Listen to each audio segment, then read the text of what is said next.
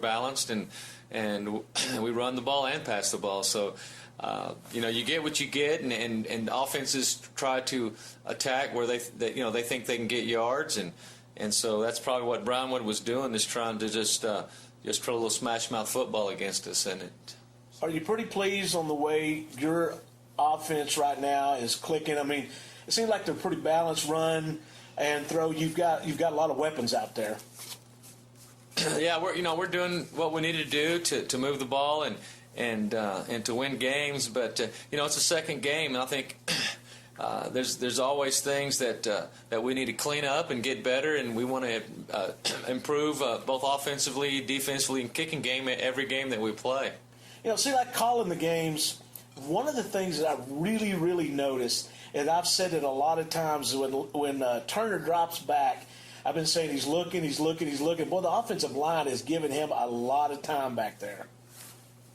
Yeah, I mean, we felt good about our offensive line coming into this year. We lost one starter, Sammy Serrano, and then they're a veteran group, and they're doing a good job. And like I said, there's always room for improvement, and they've been working hard, and hopefully they'll continue to improve and continue to protect Landry back there. Now, in the Brownwood game, you had a couple of instances where you had a 4th and 26, a 4th and 22. Do you have a contingency plan for those kind of plays, or you just see what happens? Well, a lot of that is field position that we're in, and just the feel of it, and we happen to come up on the good end of that, but a lot of times, if you have good field position, you feel like it's worth taking a shot. Your defense is playing good and different. There's a lot of, things that come in and a lot of scenarios that you have to think about. But, I do know that our receivers feel like that they can catch a football. And so basically, we're putting it up. It's our guy against their guy. And we were lucky enough to where we were able to come down the good end of that. Now, speaking of receivers, you had a touchdown catch in the end zone when it went off Sides' hands into Hughes' hands, right. And then that miraculous catch by Baca that he made. I mean, those receivers had their hands rolling other than that Brownwood game. Yeah. Well, that's what I was talking about to the kids after the game, about how we need to keep doing this, just keep making plays, be a playmaker, and so hopefully that carry on throughout the rest of the season, is that just the confidence level of our kids will continue to be high and to continue to grow. Now, last week you told me, we were talking about Brownwood, that number 8, the receiver Howard, was probably going to be the best player on the field. I think he proved a lot of that the other night with the way he can run with the ball. Yeah. Well, Brownwood's young, and they know that. I thought they did a good job of staying with what they do good. They came in and they tried to pound the ball. They tried to run. They tried to get us to suck in so they could hit number 8, Howard, out there.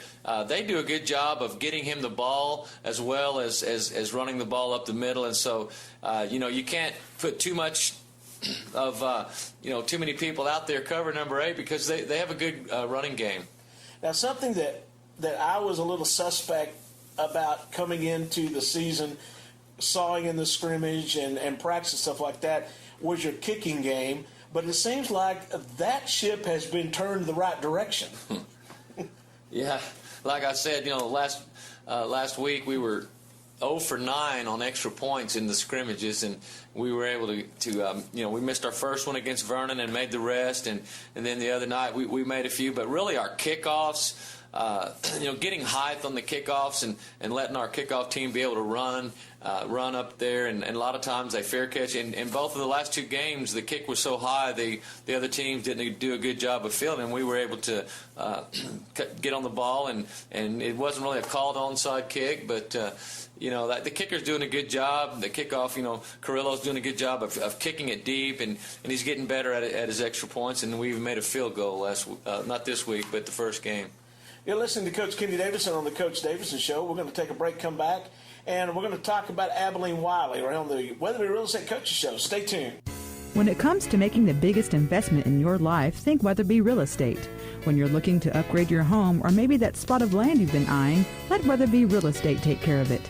Existing homes, land sales, or that cabin on the lake, they've been serving the lake country for years. Custom building too, like that gun range or bunkhouse. Plus, when you list with Weatherby, their resources put your listing nationwide. Call today, 940-549-2152, or log on weatherbyrealestate.com. Selling and building homes before Young County was young. Proud to bring you tonight's Coach Kenny Davison Show on Q94.7. Since 1958, Graham Auto Rebuilders has provided the highest quality body work and the latest technology available. The best paint and body work, glass repair and replacement, and frame and body alignment, along with 24-hour towing and wrecker service, can be found at Graham Auto Rebuilders. If you find yourself in need of body repair, whether it's a ding in the windshield or a major damage, call Jimmy and Roger at Graham Auto Rebuilders at 940-549-2357. Graham Savings and Loan in Graham, Breckenridge, and Opossum Kingdom has the tools and services you need to bank in the 21st century. Mobile banking with an easy-to-use app for your smartphone or tablet with tips on how to protect your identity and report lost or stolen credit cards. Check out the 1-minute loan application and online banking made easy at grahamsl.com. Whether it's business or personal banking, Graham Savings and Loan has what it takes to make life's dreams come true. Call today at 940-549-2066. Graham Savings and Loan. Member FDIC. Always supporting Graham and Breckenridge High Schools. You can go out to eat anywhere. You can have a true dining experience at Dos Chiles. The first thing you'll notice is the impeccable service and incredible drinks. Next, the best in traditional Mexican cuisine will unfold before your eyes and taste buds with plenty of choices for everyone. Dos Chiles, for that intimate first date to a family outing, with locations in Bowie, Boyd, Bridgeport, and Graham. Cater your next event or reserve the party room. Don't just go out to eat, have a dining experience at Dos Chiles, where you are part of the family. Now, back to the Weatherby Real Estate Coaches Show on Q94.7. Welcome back to the Coaches Show as we get ready for the Abilene Wylie Bulldogs. Coach, this has been a battle. This has been a war. This has been one of those teams that ever since you arrived, that it's been a thorn in the side of the Graham team, but they always bring it every year. Yeah, it's a good, hard-fought game. Two good teams. Abilene Wylie is just a great program, and they have a lot of numbers. A lot of kids come out, and their roster is very deep, and they've got a lot of tradition. So, Graham used to play them pretty good, and it's always, lately it's been a really big battle. Looking at Wylie's team this year, it seems like they may be a little bit better defensively than what they're showing on offense. How do you take a great offense in Graham and a great defense in Wylie? How do you do stuff about that? Well, our defense is playing really good. I've been real proud of our defense the last really 5 years, and so our offense has been good too. But Abilene Wylie's defense, I think, is a little ahead of their offense. They've got a running back, Trey Kiffner, 32, that I want to say is probably over 600 yards for the year in 2 games. He's really getting a lot of yards. So, Abilene Wylie's, I just counted their roster a while ago. They have 38 seniors, and that's a typical Abilene Wylie. They have as many seniors on their roster as we have on our varsity. So, like I said, they're deep. They're good. They're well coached. But I will say that their defense is probably the strength of their team. Now, I don't know if you believe in sports superstitions and stuff like that. I hear a lot of people say the football gods this, football gods that. But does it seem to you that when we go to Abilene Wylie, some strange things just seem to happen out on the field? I don't know. Each game's different. Each year's different. I do know that one stat that was brought up I wasn't aware of, that Graham has won one game in the last 10 games at Abilene Wylie. So that's a stat to bring up. But, the stat that I like to bring up is that, Graham is 3-2 in the last 5 years against Abilene Wylie. So that ought to be fun to watch, Coach. And, it seems like over the years of going to Wylie that, the game that we play in Wylie's tough. The game that we play here in Graham is tough. Mm-hmm. And turnovers have always been kind of huge in all those games. Well, it is, and it's just one of the things in football. If you want to win, you need to have good ball security, and so it's not something that it's out there. They they have a tendency to turn the ball over.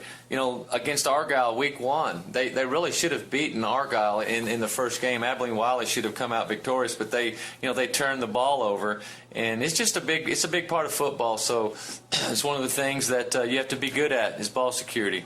Now, as far as your offense going up against their defense tonight, are you going to have to get rid of the ball quick? Is it going to have the reads going to have to be very quicker, a little bit faster than what you've seen?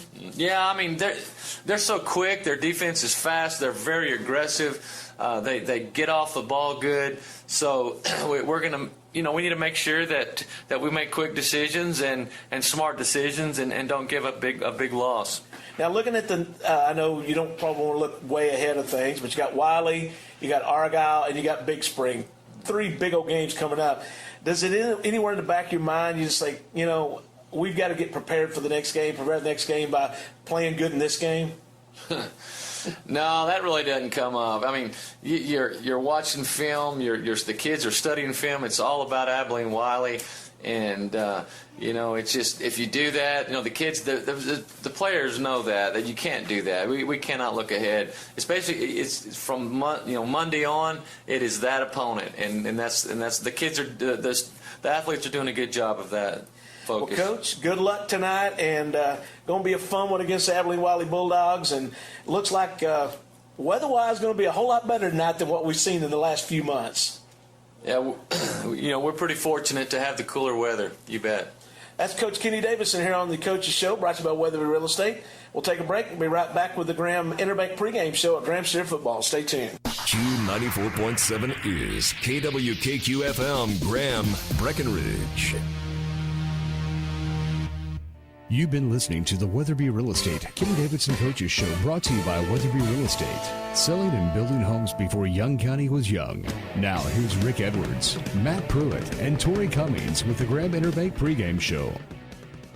Well, good evening. Welcome out to Abilene Wylie High School for the Abilene Wylie Bulldogs on the Graham Steers tonight as we get ready for game number 3 of the season. Steers coming into this game at 2-0, Wylie at 1-1. Rick, Tori, and Matt bringing it to you tonight on this chilly night here in Abilene Wylie. The wind's blowing out the north pretty good. The temp's in the 60s. We're going to drop down into the high 50s before it's all said and done. We're going to go down to Tori on the sideline just a bit. We're going to get you set up and get you ready for this one. But before we get started, we need to take our first time out. We'll be right back in 2 minutes. Stay tuned right here on Your Legacy Leader.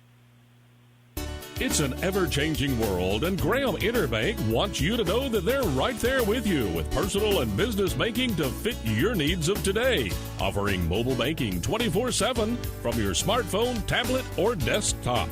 When it comes to loans, checking, savings, or investments, Graham Interbank is ready to serve you. Call them today at 940-549-3434 or drop by the lobby at 455 Elm. Graham Interbank congratulates the Steers and Lady Blues on a century of winning tradition. Member FDIC.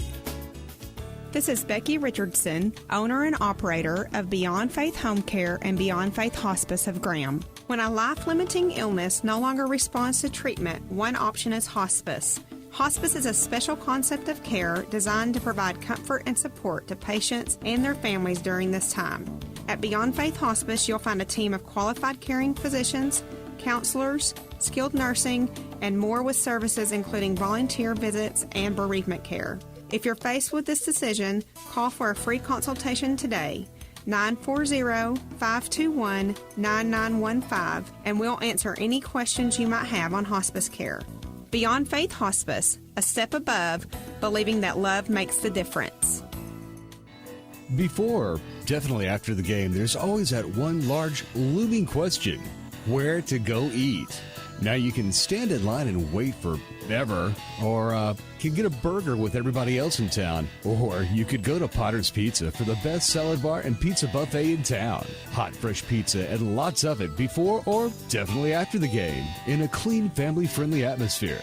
So ask yourself, why a burger?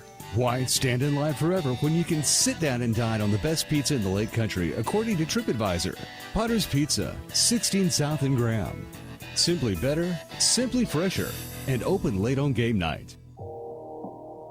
Sometimes running through life can be tough. As a teen, there are a lot of temptations out there. When you run out of answers to life's questions, where do you turn? Do you feel your only hope are things this world has to offer? If you feel lost, or if you're looking for a place to hang out, the student ministry at First Baptist Church wants you to come check us out. Wednesday and Sunday Bible studies, camps, fun, ton of food, and lots of cool teams to hang out with. So come join us at First Baptist Church. It's the cool place to be. First Baptist Church, serving God and Graham for over 100 years.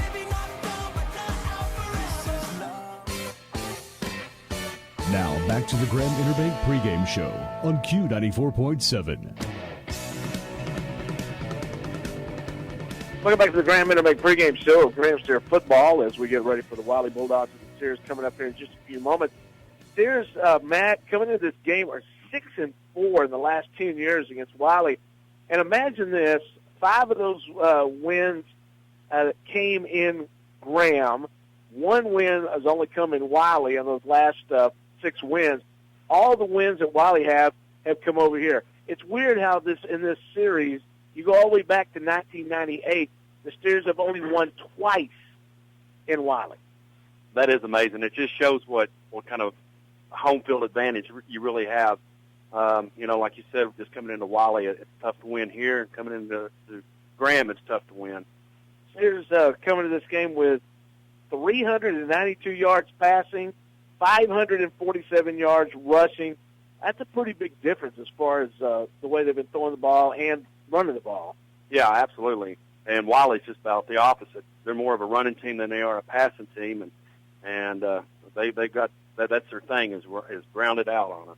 And one thing that's kind of weird, you look at the way these two teams are playing. The Steers on defense are giving up 41 yards passing per game, 151 yards rushing per game. But, man, Wylie, they have really been giving up a lot. They've been giving up 727 yards total offense in 2 games. They're giving up almost 365 yards per game, and their defense is really a little porous. Yeah, absolutely. I think one of Wylie's big problems too is they're having a hard time holding on to the ball. I was talking to one of their coaches earlier before we went on air, and he was talking about they could have beat Wylie, but they had 5 turnovers that game, which kind of Argyle, which kind of hampered them in that game. So they have a problem with turnovers, which could be to our advantage. Yeah, and the wild thing about it, they lost that game to Argyle on a fumble at the end of the game where the defensive lineman picked up and ran in for a touchdown. So that was a huge loss for Wylie. Now, last week they came back against Burnett and won that game, scored 40 points on that, but they did give up a few. So this ought to be a lot of fun. Now, Wylie is scoring 42 points a game. They're giving up 37 points a game coming into this one. And the Steers, on the other hand, are scoring 42 points a game, but they're only giving up 18. That's a big difference. That is a big difference. And if you notice the first few games that we had, the first quarter, it looked like they were just going to run all over us, and all of a sudden our defense shuts them down, and we start doing a lot better. All right, we're going to run down to the sideline and talk to our sideline reporter, Tori, brought to you by Bryan Insurance. Tori, how is the weather down there? Okay, I guess we're not picking her up again. It's cold. But Tori, I don't know if you could pick us up or not, but how is the weather down on the field?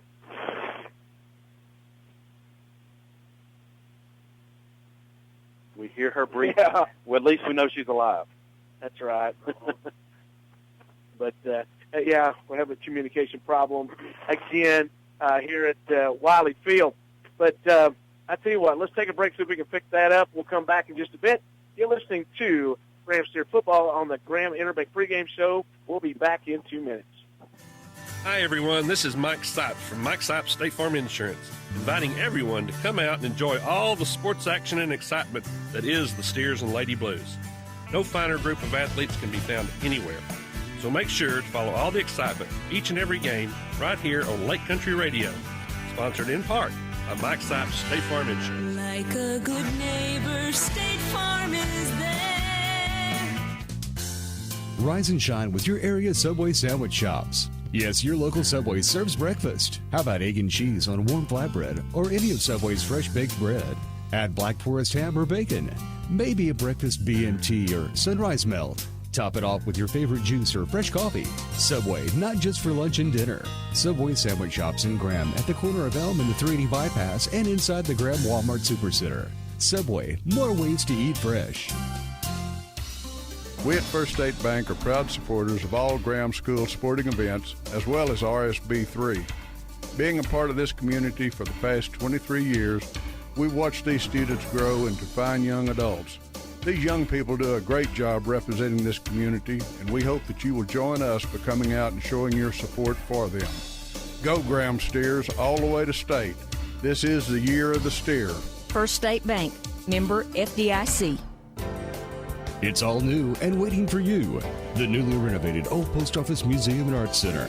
Expect new exhibits and art in the near future. The Old Post Office Museum and Art Center on the square in downtown Graham across from the Young County Courthouse. Call 940-549-1470 or log on opomac.net for upcoming attractions. That's the newly remodeled Old Post Office Museum and Art Center, where art and Young County history come alive. Now back to the Graham Interbank pregame show on Q94.7. Welcome back to the Graham Interbank pregame show of Graham Steer football as we get ready for the Graham Steers and Wylie Bulldogs. We'll see if we can get Tori back in here again and give us a weather report and a. Well, it's cold down here on the sideline. There's a little bit of a breeze, not anything that will really affect the ball and where it goes. There's a little bit of mist, but overall, just going to be a cold fall evening for a football game. Field is AstroTurf, so shouldn't be too slick or anything like that. Both teams have gone back into the locker rooms. They're getting ready to come out for their final warm-up. Back to you. Thank you, Tori, giving that weather report. You know, the wind, not real bad, but still it's blowing pretty good. We saw in the warm-ups just now that the kickers were affected a little bit with the wind blowing in toward the field goal. So that might be a situation, especially in a game where you've got a couple of teams that are pretty well matched up a lot. I mean, as far as the same things go, extra points are huge, so that's going to be one to watch. One thing that the Steers are going to have to come up with big time in this game is going to have to stop that running back, number 32, Kefner, and he's going to be one they're going to have to watch. And looking at your Golden Chick game plan tonight, brought to you by Golden Chick, right out here on Highway 16 South. You can go by and talk to them. You can call them at 549-2662, and you can go out there for lunch, dinner, and especially after church, it's a great time to go. They have some great deals going on. Or if you just don't want to cook at night, go by and get one of the family deals and have great lunch specials. And so, Matt, looking at your Golden Chick game plan tonight, really stopping number 32 is going to be a tall order. Yeah, Trey Kelfner is a pretty big running back. He's a senior running back, 6 foot, 180 pounds. And this year he's got 465 yards. He's averaging about 11.9 yards a carry and 5 touchdowns, and that is amazing. That's not good. Well, we did hear Coach Davidson told me that his dad works for the NFL, strength conditioning coach with the Chargers, and he probably has picked up a few tips from him. Oh, I'm sure that's some pretty good stock to be learning from. So he's going to be one to keep an eye on. They also have a big fullback, number 45, Cody Daniel. He is one that's going to be going to have to be watched also. And also they've got a couple of guys on defense. One of them has committed to Baylor at one of the ends, and they also have a real good tight end too that they're going to have to keep an eye on. This is not, Wylie. We always find this out. They've got 38 seniors on this team, and the Steers have 38 total on their team. Yeah. So I mean, you got a big squad coming in tonight for the Wylie Bulldogs. Now, Wylie's defense is going to be their Achilles heel. I don't know what exactly is the deal there. You got a couple of games into this year, but they give up a lot of points to Argyle, and they gave up a lot of points to Burnett also. So that's something I think the Steers can exploit tonight, is take advantage of that situation with their porous defense. No, I agree. I think that's what we're going to have to do is exploit their defense and definitely run away from their 6'5", 260-pound senior defensive end. Exactly. Also, I want to let you know tonight's referee, brought to you by Matlock Optical. You got to call them at 549-1621. Matlock Optical out on Highway 380 bypass. Doing a great job. If you need to get your glasses or if you need to get sunglasses, they got all kinds of styles out there. Go by and see them at Matlock Optical. As we always say, you got to see them to call them. Bringing you tonight's referees, and the referees tonight are out of the Abilene chapter. So we'll see how that one goes tonight, as the Abilene chapter refs will be taking care of the refereeing tonight. Brought to you by Matlock Optical. All right, we're going to take another time out. We'll come back, and you're talking it up here on the Graham Intermediate pregame show at Graham Steer Football. We'll be back in 2 minutes. Attention, livestock raisers. It's auction time every Monday at the Graham Livestock Commission, 203 Highway 67, just south of the old Young County Ag Barn. Owners Ronnie and Danny Harden and Stuart Heighton have sales every Monday starting at 12 noon except on selected holidays. Graham Livestock Commission is also a dealer of Neckover and Tiger trailers. Stop by and meet the owners Ronnie and Danny Harden and visit with the manager Jackie Bishop. Call for future special consignments and sales at 549-0078, the Graham Livestock Commission. That's 940-549-0078. For fast, friendly, quality laundry service, all you need to do is find Master Cleaners. And that's easy enough. We're located at 1010 Indiana. Open Monday through Friday, 7 a.m. to 5:30 p.m. We specialize in dry cleaning, laundry, wash and fold, and have oversized washer and dryers for comforters and bedspreads. So for all your laundry needs, just think Master Cleaners. One-day service is available, and we have the best starch in town. All-Star Fuel and Young County Butane have now teamed up to bring you the best in fuel, propane, and oil-filled lube needs. They operate a modern fleet of GPS dispatch trucks with professional drivers and dispatchers to ensure that your product arrives safely and on time. No truck stop is too large and no home heating installation too small. All-Star's friendly and knowledgeable sales force ensures that you receive the right product at the right price, where servicing your job site is top priority 24/7. All-Star Fuels now in 2 locations, 230 Elm Street in Graham and 784 State Highway 67.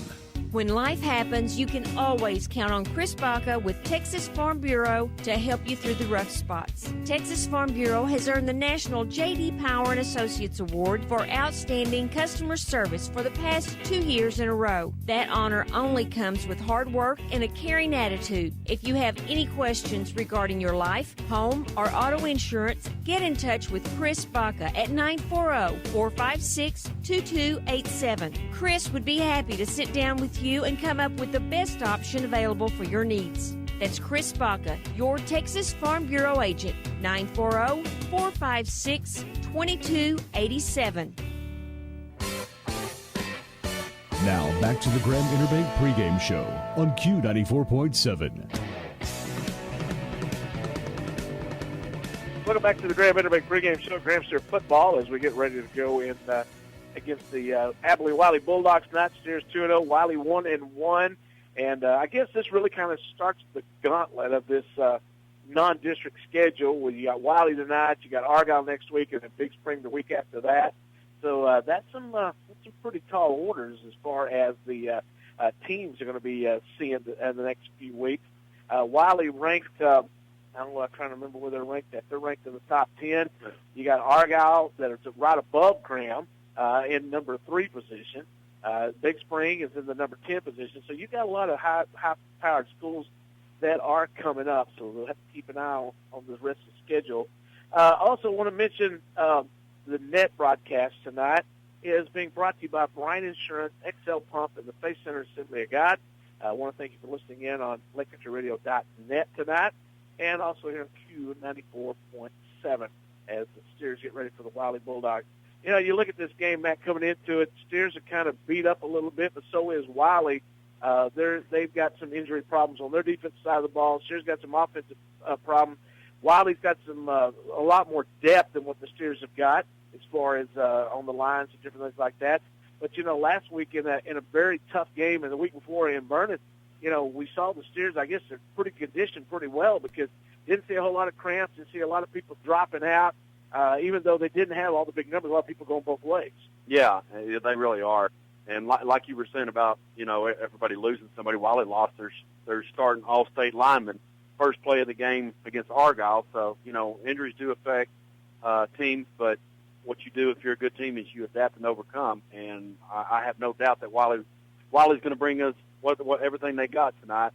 Always, if you don't circle this game on your schedule, then you don't know what you're missing because this is always a good ball game. What do you think the Steers are going to try to bring tonight? You think they're going to be pass happy throwing a ball against Wylie, or they're going to let Martin and Hughes do their thing? I think we're actually going to have a balanced attack. I think we're going to try to do a little bit of both. I think we're going to try to throw a little bit and then run a little bit and see how we do. I'm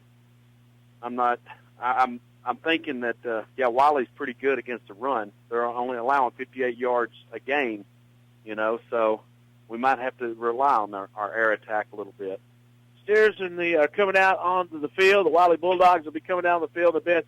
We're going to be having our Highsmith Auto coin toss. So let's have our last time out, come back at the coin toss, and get all the action of Graham Steer football. Stay tuned. They're called Star Tire and Graham, but there are a lot more. Of course, Star Tire has the most complete selection in the Lake Country of tires, sized to fit virtually every vehicle and all competitively priced. But did you know that Star Tire also carries a full line of aftermarket wheels, including American Racing, Elo, Rockstar by KMC, and many more? Star Tire has a full line of car and truck accessories to trick out your ride bumper to bumper. And with deer season only weeks away, come check out the selection of feeders and some of the most comfortable deer blinds you've ever hunted in. Star Tires, and so much more. 228 Elm Street in Graham. It's times like, now that we need to hold on to our vehicles as long as we can. And the Oil Pit has been helping you keep your car or truck for years. Literally. The Hughes family has been working hard to keep your family on the road and safe with oil changes, transmission fluids, and fluid level and tire pressure checks. And that family tradition Tom Hughes started years ago. Stop by the Oil Pit on 4th in Graham or call 940-549-5136. Always proud to support the Graham Steers and Lady Blues is Sierra Bank. Sierra Bank has been a mainstay of the community for decades, helping new and established businesses reach their goals. Sierra Bank is there for you too, offering personal checking and savings, online banking and bill pay, convenient drive-through, debit cards, and more, including personal, home, and auto loans. Sierra Bank, banking that's true to Texas, with 8 locations including Graham and Bryson, member FDIC, and equal housing lender. This special sports broadcast is brought to you in part by Graham Tank Trucks, transport bobtails and pump trucks. Graham Tank Trucks is in the process of expanding and looking for new clientele. With professional staff, their services include service work at all hours, day or night, drilling mud, fresh and saltwater hauling, and more. Call 940-549-1104 and let Graham Tank Trucks know what they can do for you. That's 940-549-1104. Covering the listening area and beyond is Drennan Realty. Whether buying or selling residential, commercial, and rural properties, trust Drennan Realty. No real estate too large or too small. So call Danelle or Arena 940-549-8555 or log on DrennanRealty.com. Drennan Realty, a multiple listing service. Hi, this is Arena Drennan. The highest compliment our clients can give is the referral of their friends, family, and business associates. Thank you for your trust in Drennan Realty. Now back to the Graham Interbank pregame show on Q94.7. Welcome back to the Graham Interbank pregame show at Graham Steer Football as we get ready for the Highsmith Auto coin toss as the Capitals will be coming out onto the field, and we'll have the coin toss live for you. Not guaranteed we're going to have some great audio, so we're about 100 miles away from the field, but we'll see if we can pick it up. Brought to you by Highsmith Automotive. Now, if you need your car, truck, SUV checked out, looked at, worked on, take it to Highsmith Automotive at 927 Loving Highway, 521-0294, the number. Also look them up on the web at highsmithauto.com. And don't forget that Thursday is Ladies' Day. You get $20 off any procedure except for inspection stickers. That's at Highsmith Automotive. Go by and get your oil change, get your brakes checked, or you can also order new tires. Bringing you tonight's coin toss. For the Graham Steers, you've got Landon Gonzalez, Hagan Hughes, Kenneth Dixon, and also Derek Sides, the captains for the team tonight. The Steers will be in their all-white tonight, a little different from last week. There'll be white uniforms with the blue letters and donning the white war bonnet tonight. The purple and gold on the sideline for the Wylie Bulldogs. And we're going to have the coin toss. I'm not saying I didn't like the gray uniforms, Rick, but they were hard to see those numbers. This is sure going to be a lot better tonight. Very hard to see those numbers. We'll see if we can pick up the coin toss live as Tori is making her way out to the field. Pick it up. Everybody's shaking hands right now.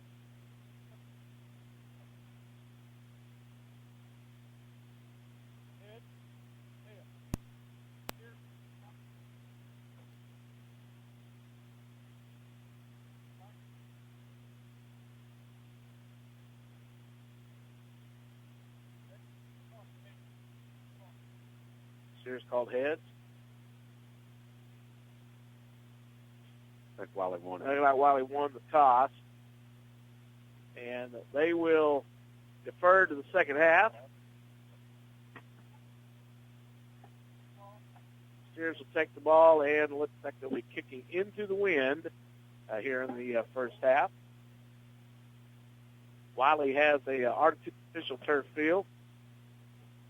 Nope. Yep, Steers will be receiving the ball, and they'll be facing the wind here in the first and the third quarter. So we'll see what happens. Both teams are shaking hands. We're going to have a national anthem, and then we'll come back with Graham Steer football here on your Lincoln Leader. So we'll take a 90-second break for the national anthem, come back, and get this one going. Listen to the Steers on Q94.7. There, in the distance, you can hear them. The crashing hooves, the thundering beat, the sounds of the stampeding herd known as Graham Steers. Over the years, some great young men have worn the red, white, and blue. Those who proudly bear the title Graham Steer with passion. And for those who claim the name, greatness is required and exhibited. So get ready. The stampeding Graham Steers on Lake Country Radio. Tonight's game is brought to you by Graham Auto Rebuilders, First State Bank, Master Cleaners, Graham Savings and Loan, Potter's Pizza, Mike Sipes State Farm Insurance, The Oil Pit, Sierra Bank, Graham Tank Trucks, Star Tire, Graham Livestock Commission, Subway Sandwich Shops of Graham, Beyond Faith Home Care and Hospice, Graham Interbank, Chris Baca Texas State Farm Bureau Insurance, Dos Chili's Mexican Restaurant, the First Baptist Church in Graham, the Old Post Office Museum and Arts Center, All-Star Fuel, and by Golden Chick, Highsmith Automotive, J&N Feed and Seed, Matlock Optical, Bryan Insurance, and Weatherby Real Estate. Graham Steer football on the internet made possible by XL Pump and Supply, Bryan Insurance, and Faith Center Assembly of God.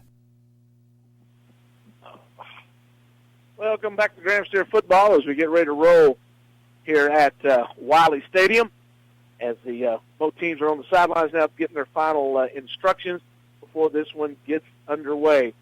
All right, the wind is blowing pretty stiff out of the north at a good 20-25 mile an hour clip.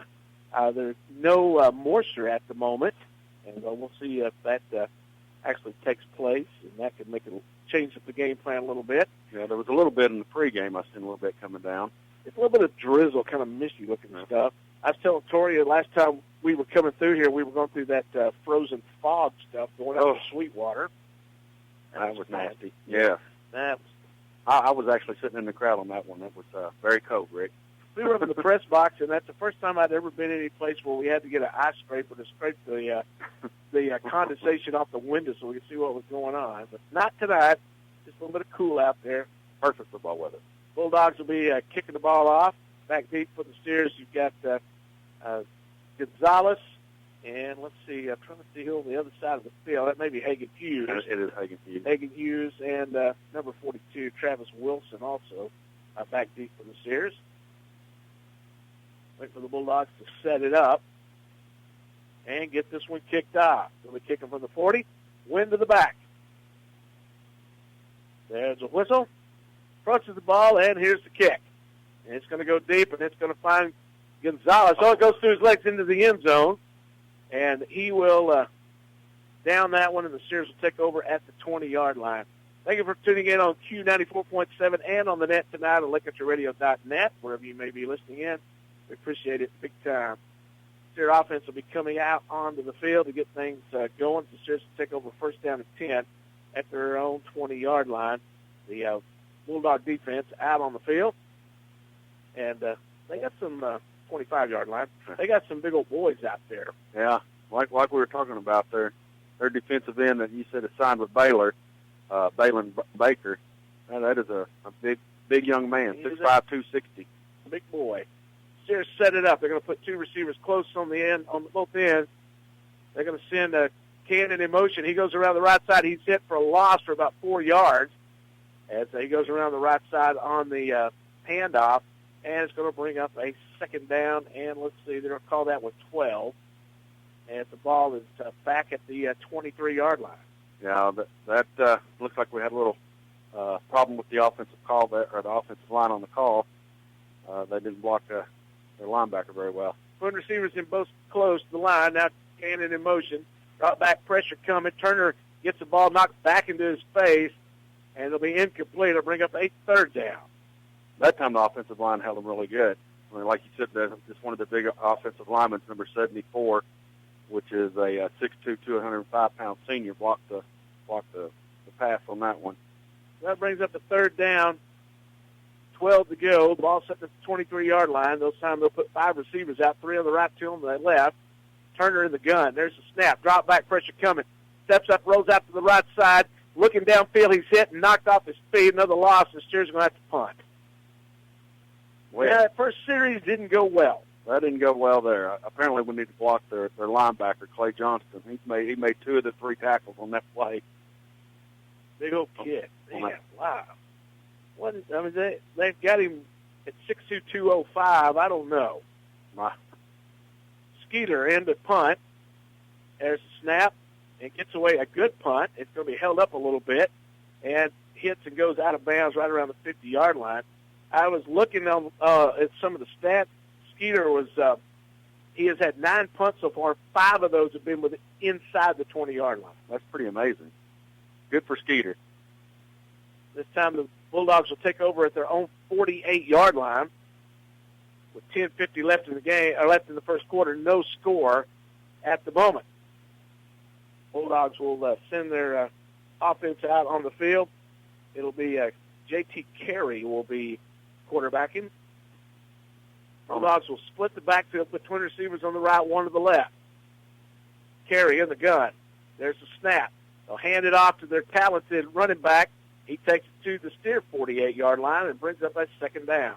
Yeah, I'm sure we're going to get a big dose of Kelfner in tonight's game. And would have gained about 3 yards on that play, 2 yards. Orlando on the tackle along with Mr. Langley. And that's a good thing right there to have our nose tackle making tackles. Our defensive line is going to have a big challenge this game. Pick up a 3 on the play, bring up a second down and 7. Bulldogs send twin receivers out to the left and the right. You got the fullback in the backfield carrying the gun.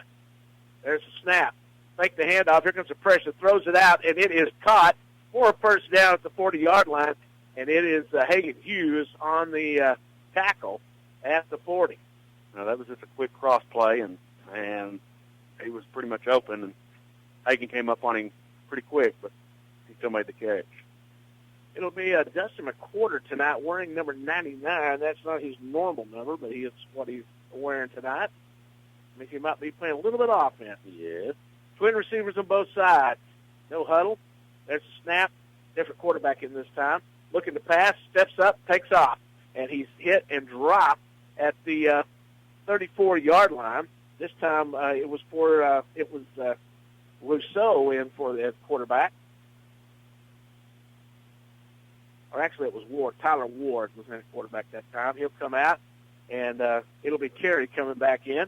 Brings up a second down and 4 for the Bulldogs. 9:24 left here in the first quarter. No score. Bulldogs driving in Steer territory at the Steer 34. 3 receivers right, 1 to the left. Carey in the gun.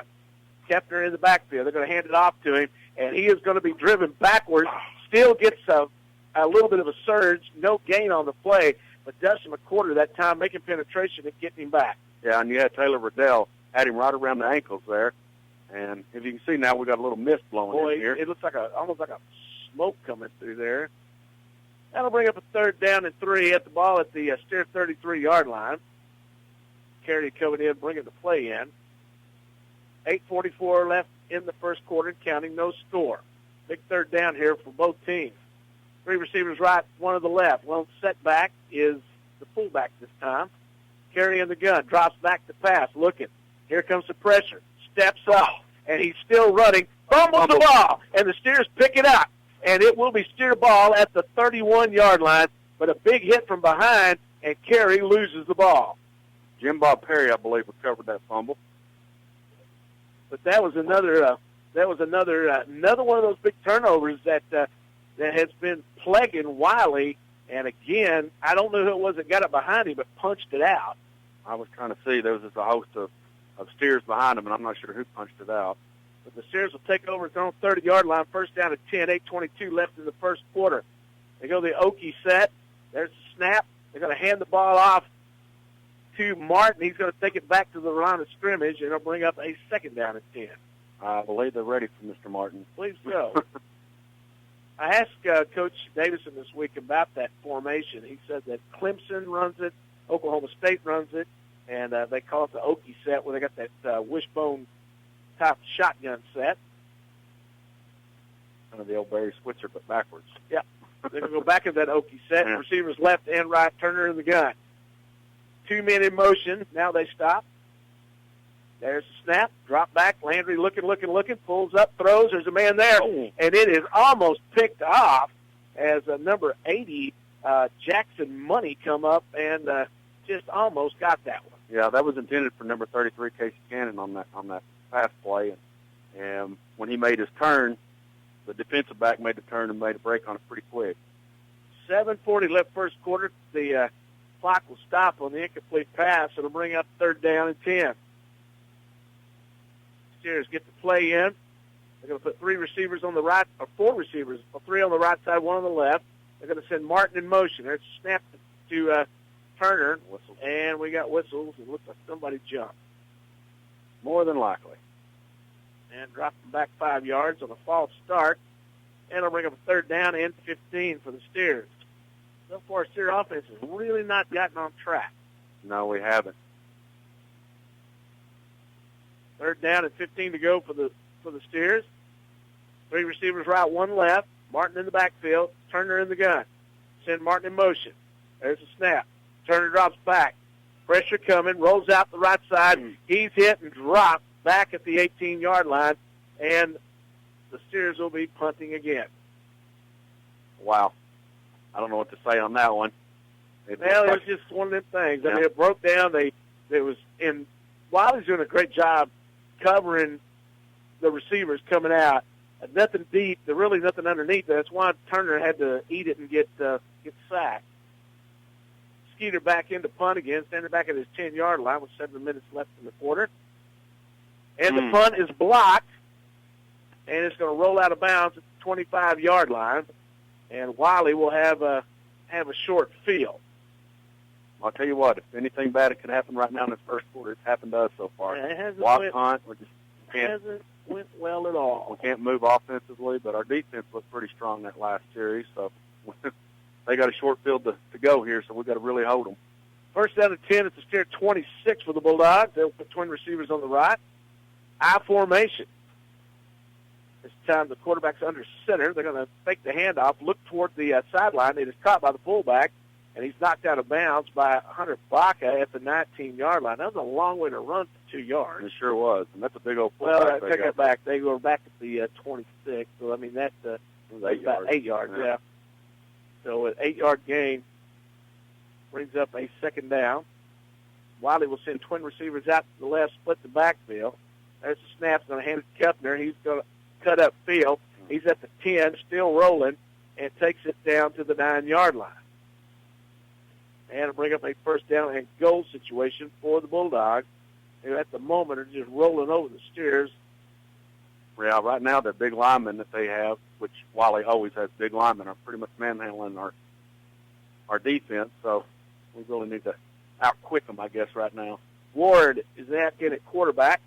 They got 3 receivers left. Lone setback. There's the snap. Hand the ball off. Up the middle and in for the touchdown. Kepner real easily. And that will put the Wylie Bulldogs on the board first, 6-0 at 6:20 in the first quarter. Well, I say something. We need to get the ball back when they start moving it. We can't give them the ball on their side of the field much more. You only can do so much. In for the extra point will be Spencer Welch. See if he can. Does it not look like their goalpost is backwards? Yeah, it looks like backwards? it's kind of blown or something. Waiting for the snap. There's snap, set, kick is up. It's a low one, but it's good. And the Bulldogs take a 7-0 lead over the Steers, 6:20 in the first quarter. We'll take a 30-second break. We'll be right back. You listen to Steers on Q94.7. It's times like, well, now that we need to hold on to our vehicles as long as we can. And the Oil Pit has been helping you keep your car or truck for years. Literally. The Hughes family has been working hard to keep your family on the road and safe with oil changes, transmission fluids, and fluid level and tire pressure checks. And that family tradition Tom Hughes started years ago. Stop by the Oil Pit on 4th and Graham or call 940-549-5136. The Oil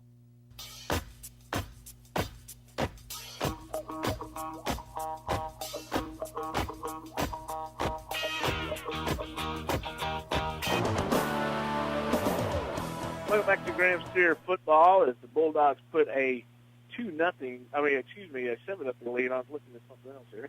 But a 7-0 lead on the Steers with 6:20 left here in the first quarter. Steer offense hadn't done a whole lot yet, trying to feel their way through as the game gets underway. Back deep again will be Gonzalez, Hughes, and Wilson. Waiting for the kickoff. Gets the whistle. And they're still waiting. Here we go. And it's a squib kick up the middle. It gets it through again down to the end zone, and the Steers will get the ball back at the 25. So that's one way to keep it away from them, I guess. Yeah, it is. So the Steers will have it at their own 25, first down at 10. 6:20 left here in the first quarter. 7-0 Bulldogs on top. Bulldogs have already committed one fumble. It hadn't hurt them yet. No, it hasn't hurt them yet, like you said, but they've had possession on their side of the field. Well, all of us have. The whole time. Yeah. Steer offense coming back out. The wind's kicking up, and it has gotten real misty outside. Steers are going to put up twin receivers on both sides right up against the line. Turner in the backfield. Now they're going to send Candid in motion. Hand it to Martin, but flags are flying everywhere. I believe that's going to be against the Steers. So that's 2 now against the Steers. That drops them back to the 20-yard line. It'll bring up a first down and 15. 6:18 left in the first quarter. 7-0 with the Bulldogs on top at the moment. Steers break the huddle with 2 receivers on the left, 1 to the right. Turner takes the snap, going to hand it to Martin. Martin up the middle. He's hit, but keeps on going and gets it close to the 30. He'll take it over the 25 to the 27. You know, that was a good job by Martin on that play. He had a good hole.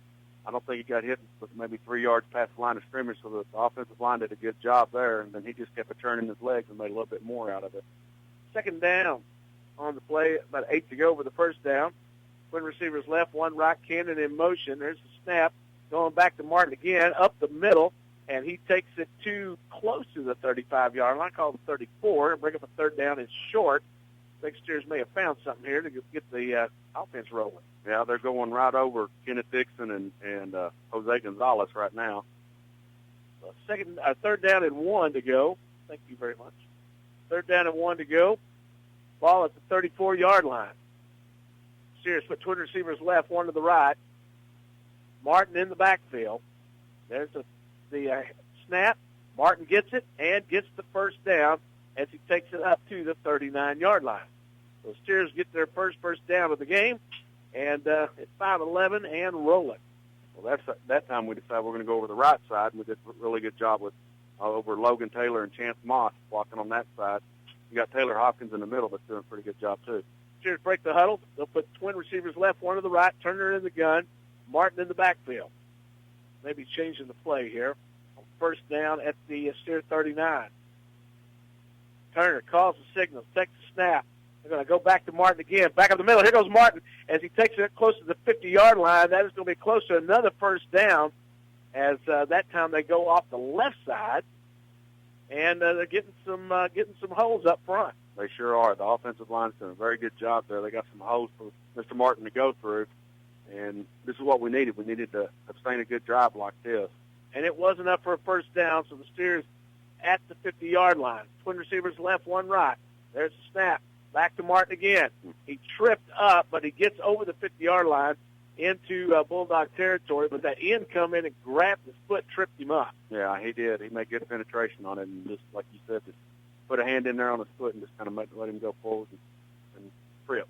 Second down and 8 for the Steers. 4:30 and counting here in the first quarter. 7-0 Bulldogs on top. Twin receivers to the left, one to the right. They're going to put Smith and the tight end right off the line. Now they're going to send him in motion. There's the snap. Going to Martin the other way. Back to the left. Got some room open and takes it down close to the 35-yard line as Nick Martin is just, it's been all Martin this whole drive. Yeah, Nick did good then, but I tell you what, Kenneth Dixon had something, I believe it was a linebacker that came through, and he picked him up pretty quick, and if it wasn't for that block right there, he would have been tackled in the backfield. First down and 10 for the Steers. The ball setting at the Bulldog 34. Hagan Hughes just checked in at running back. Twin receivers to the left, one to the right. Hughes alone setback. Turner takes the snap. They're going to hand it to Hughes. He goes off the right side. He's got some room. He's down to the 30, 25, and driven out of bounds after he got another first down. Now, this is Graham Steer football. This is what we're used to seeing right here. I think Mr. Coach Merritt must have seen something and said, okay, this is what we're going to do, and he changed things up, and man, oh man, the Steers are running all over them. Absolutely. Connor Smith had a really good block on that play. Steers no huddle. Twin receivers left, one right. First down at the Bulldog 23. Hand it to Hughes again. Hughes hitting the backfield, but he falls forward. He gets about 2 on the play. So we'll bring up a second down and 8 as the clock continues to count with 3:36 left first quarter. I tell you what, if we just keep moving the ball like we are, we're going to be all right. At least we're in their territory now, Rick. No huddle. Twin receivers left, one right. Hughes in the backfield. Now they're going to send Smith in motion left. There's the snap. Hand to Hughes again. Up the middle. Continues to drive. Gets it down to the 15-yard line. It'll bring up a third down and 1 to go for the first down. That's very good. Our offensive line is just dominating their defensive line right now. Well, the white shirts are making a purpose show to go backwards on our Ronnie Jones special. 3 minutes left in the first quarter, 7-0, with the Bulldogs on top, Steers driving. They're going to hand the ball to Hughes again, working his way up the middle, gets it close to another first down. He gets it inside the 15-yard line, and they'll see where they spot the ball.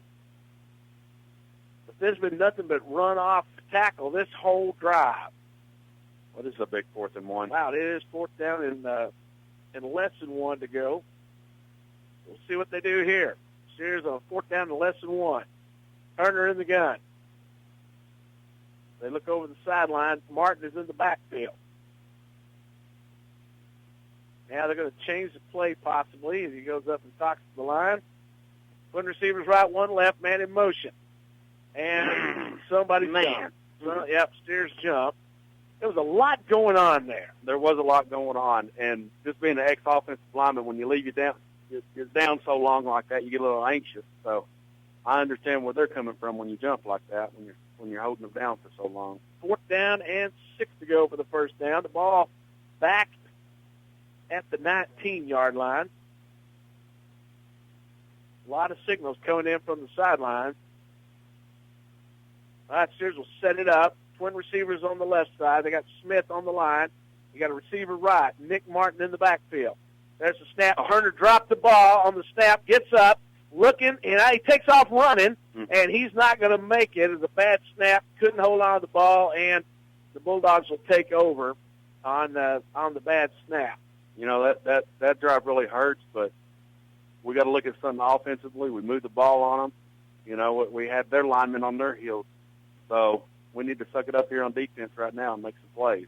So the Bulldogs will take over first down and 10, and they'll be at their own, let's see, where they got the ball sitting at the 16-yard line.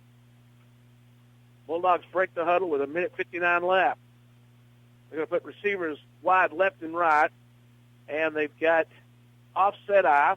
They're going to fake the handoff, roll out to the right side.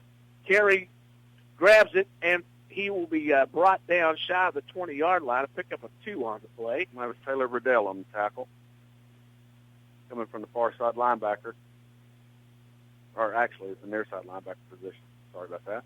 Brings up a second down and 8 to go for the first down. 1:36 left first quarter, 7-0 Bulldogs on top. Ball sitting at the 19-yard line. Bulldogs break the huddle. They have one man in the backfield, twin receivers to the left, one to the right. There's the snap, dropping back, looking, throwing out, and it is caught by the big tight end and takes it up to about the 24-yard line. It'll bring up a third down and about 3 to go for the first. I'll tell you what, he may have caught that, but we had that play snuffed out because Landon Gonzalez was all over him. He was ready for that play. He gave him just one more step. I think he would have had a pick six. Third down, 3 to go for the first down. The ball is sitting at the Bulldog 24-yard line. Bulldogs are huddled up. We're under a minute now in the first quarter, 7-0, Wylie on top. Bulldogs set it up this time. Now they're having to bring in Kessner. 3 men in the backfield. They're going to hand the ball off. No, they're going to go, and here comes the throw, and it is over the head of the receiver. But I'm going to tell you what, man, Skeeter Buchanan was coming that time like a freight train. Oof. They had us on that play. I tell you what, their tight end was I think the nearest white shirt to him was about 15 yards behind him. Well, if it hadn't been for Skeeter blitzing on that right side, he had to get rid of the ball early, and that may have been one reason why he overthrew him.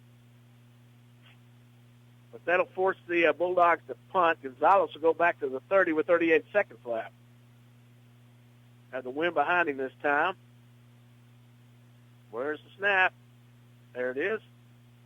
And the punt is away. Gonzalez backs up, takes it at about the 21, goes on the right side field, going backwards, now goes forward, hit at the 20 and dropped at the 21-yard line. So he didn't go far. That was a good punt on their part, but, like you said, they had the win with them then. I wish that 38 seconds would have ticked off and they'd have had to punt against the win. 23 seconds left, and the Steers will have the ball at their own 20-yard line. Should be the final play of this quarter. Steers are huddling up over on the sideline.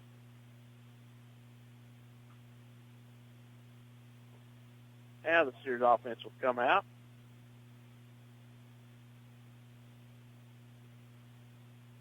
Turner, bring them out. We're going to put twin receivers right, one to the left. You got Martin in the backfield with 23 seconds left here in the first quarter.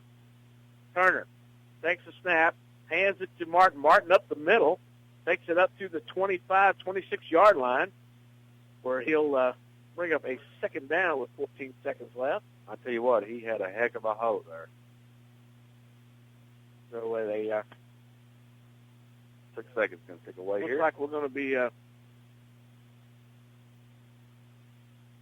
we're going to go to quarter number 2 with the Bulldogs on top, 7-0. And as we get ready for quarter number 2, see if we can get Tori down the sideline. See if she's picking this up. We don't have any communication, whether we're having to do it by cell phone texting tonight. So, but the first half, Steer offense got rolling there toward the end of the end of the quarter. It took us 2 possessions, but we kicked it in. Like you said, I think Coach Merritt had a little bit to say to his offensive line, and he got them fired up, and they were ready to come out, and they were doing a heck of a job. All right, well, let's get ready for the second quarter. Let's take a 30-second break. We'll be right back. Listen to Steers on Q94.7. Chances are, if you have a new driver in your household, you'll experience a car crash. Anywhere from a minor fender bender to a major gotta replace the body accident. Since 1958, Graham Auto Rebuilders has been providing the area with the highest quality body work with the latest technology available. With experience like that, you know you can count on Graham Auto Rebuilders to get your vehicle back in tip-top condition. Give Roger or Jimmy a call at 940-549-2357.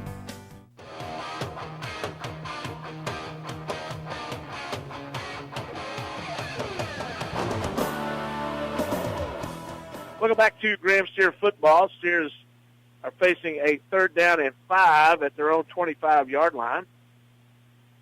This time they're going to send twin receivers out on the left side, one to the right. 7-0, Bulldogs on top. Turner in the gun, Martin in the backfield. There's a snap. Turner drops back. Pressure coming, throws it out, and it is somehow caught or incomplete. We'll see if Cannon gets the completion. I don't know. Well, boy, you can hear the coaches over in the booth next to us barking. Now it was incomplete, so it'll bring up a 4th down, and the Steers will be punting again. Just a little bit of the first quarter stats. We had 33 yards rushing, 33 yards rushing. Or Wylie had 33 yards rushing. We had 63. And we had 21 yards passing. Buchanan takes the ball off the floor, picks it up, gets off a pretty good punt. Bulldogs will field it at the 35-40. Down to the 45, he'll be drugged down, and that's going to be Todd Parker on the tackle. So the Bulldogs will have it at their own 45-yard line. 1st down at 10 as we get the second quarter underway. 7-0, Bulldogs on top. Yeah, I think, what is that, 2 passes now that Landry's had knocked down. I think he's going to pump fake a few times or get it a little further back from those big old defensive linemen that Wylie's got. Guy's a little taller than he is. He's going to have to get it up in the air. Bulldogs split backfield. Quarterback in the gun. Twin receivers right. There's a snap. They're going to hand it off to Kepner, and he's going to be dropped. Taylor Riddell coming in and bringing him down. And a loss on the play of 1 will bring up a 2nd down and 11. I noticed on that play afterwards there was bodies flying. Yeah, I was waiting for that to start happening. Yeah, there's going to be some tempers at players a little bit in this game. This is a heated rivalry here. 2nd and 11 to go. The ball at the Bulldog 44-yard line. They're going to be sending in Carey, the quarterback. He's going to send receivers on both sides, I formation. 2nd down and 11. There's a snap. They're going to hand it off to Kepner. He is hit by Langley, slowed down, but Cottongate comes in and along with Perry and finishes him off, and he'll pick up a couple and brings up a 3rd down and long. I'll tell you what, Langley came through there real quick, and he slowed him up at least, and gave Jim Bob Perry and Bonner Cottongate some time to catch up with him, and they brought him on down with authority. That'll bring up a 3rd down and 1 for the Bulldogs. Something clicked in the last few minutes. Twin receivers on the left, 1 to the right, split backfield. Going to send a man in motion to the right. There's a snap. Carey looking, now throwing downfield. There's nobody there, and it's going out of bounds, and it'll be 4th down for the Bulldogs. But what a smart play that time by McQuarter. He didn't buy it. They thought that he looked at a screen on that one, and he dropped back, didn't go after the quarterback. Quarterback said, uh-oh, ain't got no place to go now, and had to throw it away. Yeah, Dustin definitely read the screen play on that. He just fell back right into where the running back was at. So he gave Mr. Carey no time to throw anywhere. Gonzalez will go back to receive the punt. Time Bulldogs are going to be punting against the wind. There's a snap. Punt is away. Good punt. They'll take a bounce, go down the 25-yard line, and it will be down there. And that's where the Steers will have it 1st down and 10 at the 25. 9:07 left here in the second quarter, and it is 7-0 Bulldogs on top. As the Steer offense getting ready to come back out onto the field. We're going to have that Mike Sipes halftime report coming up for you here in just a bit. Stay tuned for that. I think our average starting position is the 25-yard line so far this been a lot. We'll see if the Steers stay with the running game or if they're going to try to put it in the air. I see us putting it in the air just a little bit this quarter with us having the wind behind our back. Turner brings them out, gets in that Okie position with that wishbone shotgun set, receivers left and right. Here comes a blitz. It's picked up. Turner lets it rip, and it is almost intercepted as it was intended for Derek Sides, but number 22 for the Bulldogs, Borland, was out there on the coverage. Yeah, they had the cornerback and the safety coming over to help, so that wasn't a good spot to pick. Bring up a 2nd down and 10 on the incomplete pass with 9:02 left in the half. 7-0 Bulldogs on top. Twin receivers on the left side, one on the right. You got a man in motion right. There's the snap. Turner drops back, throws it out, finds Martin. Martin is hit and driven backwards, and it'll bring up a long 3rd down. That's been our bread and butter play for years, and I think everybody's kind of figured it out now, the little wheel route right there. Loss of 2 on the play will bring a 3rd down and 12 to go for the first down. Ball at the 33-yard line. Twin receivers on the right. You got one to the left. Hagan Hughes in the backfield this time. Turner in the gun. They're going to send Smith in motion. There's the snap. Bad snap, picks it up, throws it out, and had to hurry the throw because of the snap, and it was partially knocked down. Going to bring up a 4th down. Steelers going to have to punt again. You know, that snap's killed us now for the last couple of plays. Need to figure it out pretty quick. Skeeter Buchanan back on for the punt for the Steers. For the Bulldogs, they're going to send Ryan Danielle back deep.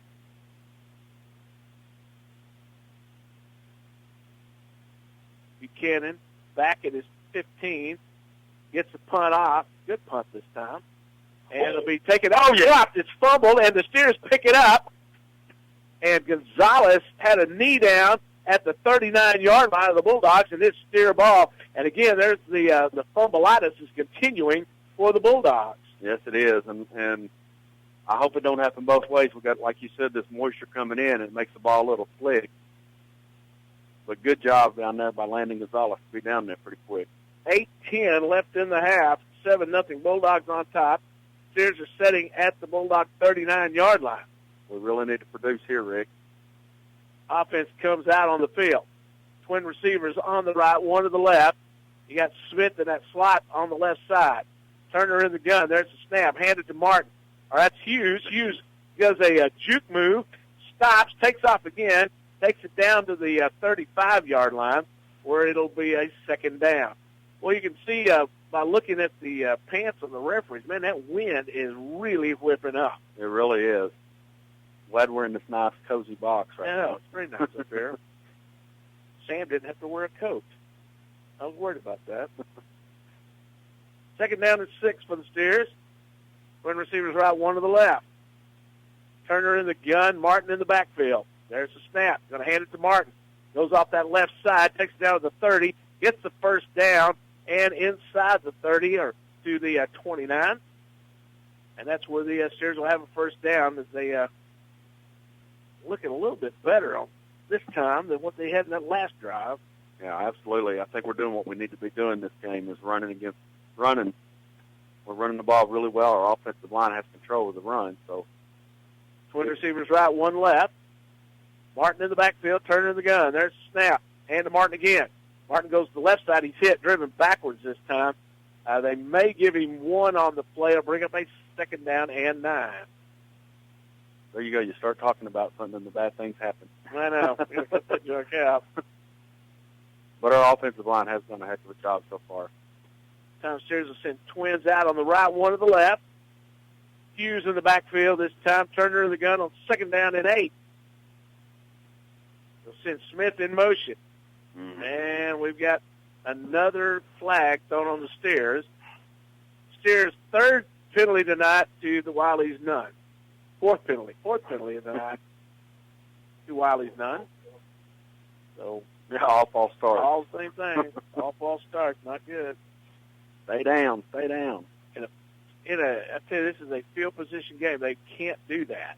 Not right now. Not when we get the ball in their part of the country. Twin receivers right, one left. Turner in the gun. Hughes in the backfield. There's the snap. Drops back, looking to pass. Pressure coming. Steps up. Turner's hit. whistles are blowing, and he'll lose, about 5 on the play. He'll bring up a long third down. And I'm telling you that their corner, or their back, their secondary, is really doing a heck of a job on our receivers, and that's why it's not giving Landry a whole lot of time to look downfield. He's seeing they're all purple shirts. Third down and 18. Twin receivers both sides this time. There's the snap. Pressure coming. Landry looking upfield, and he taking off. He's at the 30, and he's tripped up just as he got to the line of scrimmage, and it'll bring up a 4th down and about 10 to go for the first. What do you do here? Well, I don't think you have much of a choice. You got to go for it. We're down in this part of the country. We got to do what we got to do. Steer offense looking at the sideline. There's 5:37 left in the half. 7-0 Bulldogs on top. Steer's got 3 receivers on the left side, 1 to the right. Hughes in the backfield. Turner in the gun. 4th and 10. There's the snap. Fake the handoff. Looking, pressure coming. Still looking. Running for his life. Throws the ball out, and it is caught. It is caught down at the 8-yard line, and that was who? That's Todd Parker, and the Steers will be facing a 1st down and goal at the 8-yard line. And Turner seriously had 2 guys draped on him, just heaved that ball, and Parker came and got it. Well, I think he didn't have much of a choice there but to just heave it. I mean, we'd have given the ball on the 40-yard line and just throw it up, and they intercepted down that far. At least we got them, deep. Great play that time by Turner and Parker. 3 receivers on the left, 1 to the right. They're going to hand the ball off to Mark, going around the left side. He's bottled up, but he still falls forward, getting it to the 6-yard line. And so that'll bring up a 2nd and goal from the 6. 5:05 left here in the half. Well, we sure need to punch this in. I think Coach Sandiford was really upset a while ago for the Wylie Bulldogs. He was mad the play was going on and the clock stopped. He was pretty upset. They lost about 30 seconds on the clock. Just set it up, receiver on the right. There's the snap, a handoff to Martin again, going around the left side. He's looking for the end zone. He goes forward, gets it down to the 2-yard line. 4:40 left, bring up a 3rd down and goal. Yeah, Connor Smith and Todd Parker had a good block then, and they turned the play back inside, which is what Wylie wanted, but we still got some yards out of it. They're going to spot it at the 3. So there'll be a 3rd down and goal from the 3-yard line. Looking over the sideline, getting the play in. We've definitely got 2 more plays to get this in. Steers set up everybody in close. Martin in the backfield. They're going to put Smith in motion to the left. And somebody jumped again. My goodness, they're killing us. Another illegal procedure against the Steer, false start. So that's going to bring up a 3rd and goal now from the 8-yard line. I think Coach Merritt's head is spinning right now. 5 illegal procedure calls here in the first quarter, or first half, that has really hurt the Steers field position-wise. It'll be a 3rd down, and we got a timeout by Wylie. We'll take it with them. Back in 30 seconds, you'll listen to Steers on Q 94.7. It's an ever-changing world, and Graham Interbank wants you to know that they're right there with you with personal and business banking to fit your needs of today. Offering mobile banking 24/7 from your smartphone, tablet, or desktop. When it comes to loans, checking, savings, or investments, Graham Interbank is ready to serve you. Call them today at 940-549-3434 or drop by the lobby at 455 Elm. Graham Interbank congratulates the Steers and Lady Blues on a century of winning tradition. Member FDIC.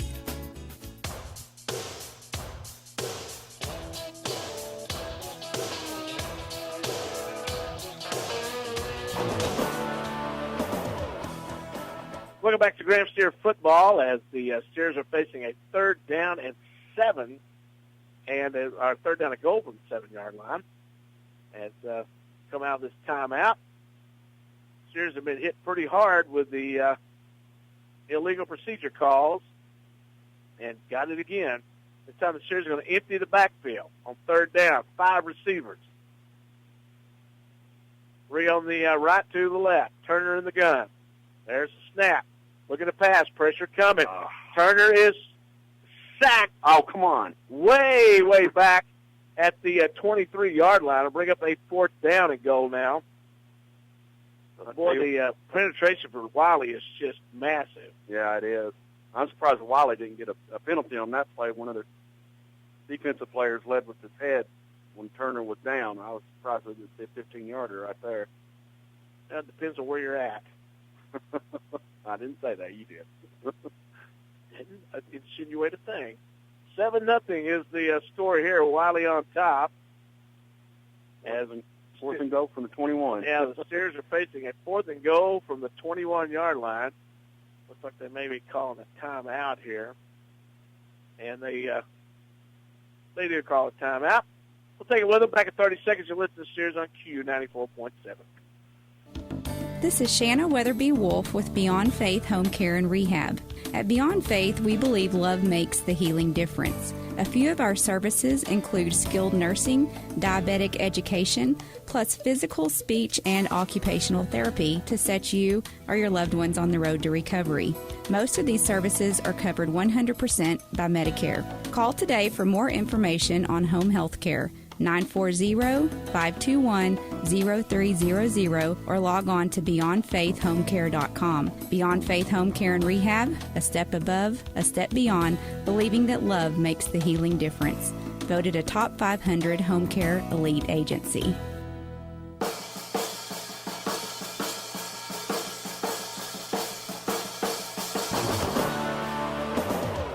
Welcome back to Graham Steer football with 3:08 left in the half. Steers are facing a 4th and goal from their own 21 or the Bulldogs 21-yard line. So they got a ways to go here on 4th down. Steers have put 20 receivers on the left, one to the right. You got Martin in the backfield. There's a snap. Turner looking. Now throwing toward the end zone. Parker's there, and it's in and out of his hands, and it's incomplete. And Bulldogs will take over, but it was right there. Yes, it was. Wow. Mr. Parker was covered, though, pretty good, and he broke loose right at the last second when he threw it and went right through his hands. A great pass by Turner, and it was right there. That'll bring up 1st down for the Bulldogs at their own 21-yard line, 3:01 left here in the half. Bulldogs have committed 2 turnovers. Steers have committed, I think, 7 now illegal procedure penalties. Bulldogs will set it up. Twin receivers left, one to the right. Ward is the quarterback. He takes the snap. He's hit at the line. He goes nowhere and driven back. And no gain on the play. He'll bring up a 2nd down and 10. 2:51 and counting as the clock continues to tick away. I believe Dustin was in on that one. Dustin McCorder was in on that tackle. Arredondo stopped up the middle pretty good, and then McCorder came in and finished the quarterback off. All right, 7-0 the score here. 2 receivers on the left, 1 right. Ward drops back, looking, pressure coming from a quarter, and Tiny D gets in there and brings him down. They're going to put the ball at the 15-yard line as Dustin McCorder gets in and takes care of business. Yes, he did. Dustin came in, and he was tackling the football there. He was trying to get a strip, and J.T. Carey, the quarterback for Wylie, said, nah, he ain't going to have that ball. So, but Dustin did a good job penetrating and went in there and made a good sack. All right, we got a timeout on the play. 2:18 left in the half. We'll take a break. We'll be right back in 30 seconds. Hi, everyone. This is Mike Sipes from Mike Sipes State Farm Insurance, inviting everyone to come out and enjoy all the sports action and excitement that is the Steers and Lady Blues. No finer group of athletes can be found anywhere. So make sure to follow all the excitement each and every game right here on Lake Country Radio. Sponsored in part by Mike Sipes State Farm Insurance. Like a good neighbor, State Farm is there.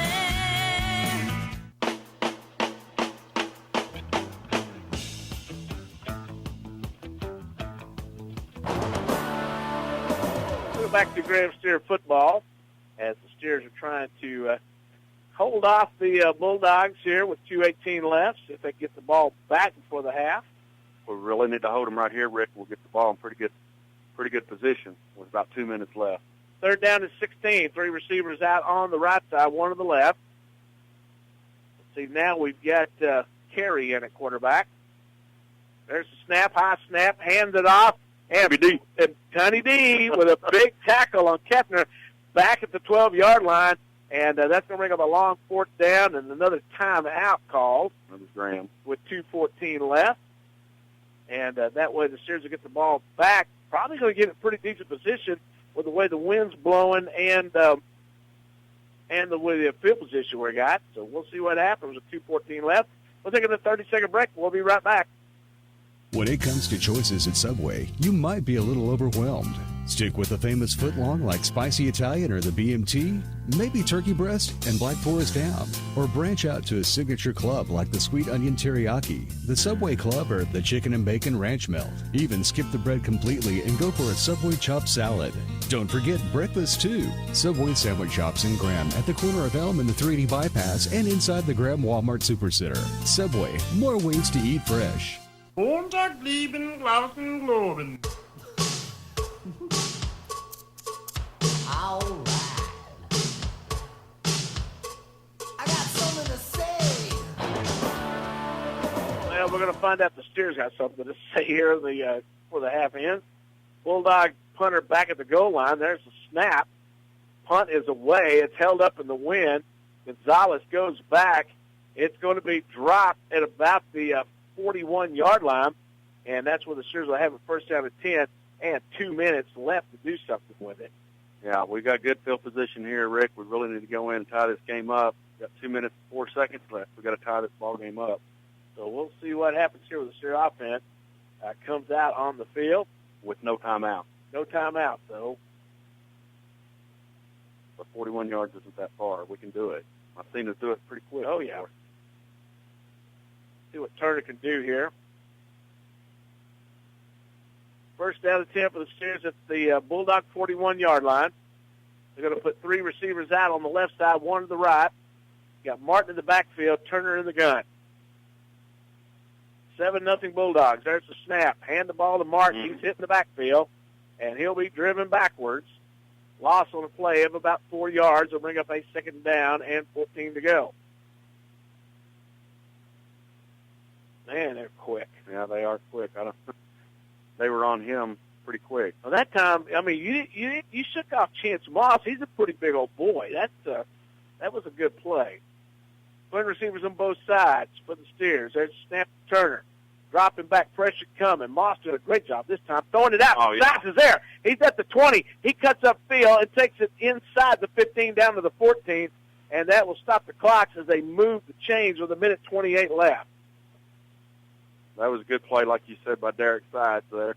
And Landry Turner had plenty of time back there to make a good throw to him. No huddle. Twin receivers both sides. Turner in the gun with 1:24. There's the snap. First down. Throws it out, and it's batted down right back into his face as the defensive end, number 81. That is Clay Johnston comes in. Yeah, we definitely need to do a little basketball move there and do a fake pump and let him go ahead and jump and then throw it. They blocked a lot of Landry tonight. 1:19 left in the half. Steers knocking on the door at the Bulldog 14. Turner in the gun. Hand it to Martin up the middle, and he gets about 2 on the play, maybe 3. 1:12 left. We'll ring up a third down. And at the 13th, actually 1 on the play. So they're going to bring up a third down and 9 to go. Clay Johnson again was on the tackle there, number 81. We need to figure his number out and block that young man. Twin receivers both sides. Turner takes the snap. Has Smith open. Goes to him. Touchdown, Graham Steers. That was a beautiful crossing route by Connor Smith and a good throw by Landry Turner on that. Turner really put the baby in the cradle that time. I mean, laid it right in there with Smith on that slant pass. I think we're going to go for 2. Steers looking for 2. They're going to get it to Martin. And it ain't going to work. It ain't going nowhere that time. Dadgummit. So that'll put the score with 50 seconds left, 7-6. The Bulldogs on top. We'll take a 30-second break. We'll be right back. You're listening to Steers on Q94.7. We at First State Bank are proud supporters of all Graham School sporting events, as well as RSB3. Being a part of this community for the past 23 years, we've watched these students grow into fine young adults. These young people do a great job representing this community, and we hope that you will join us by coming out and showing your support for them. Go Graham Steers all the way to state. This is the year of the steer. First State Bank, member FDIC.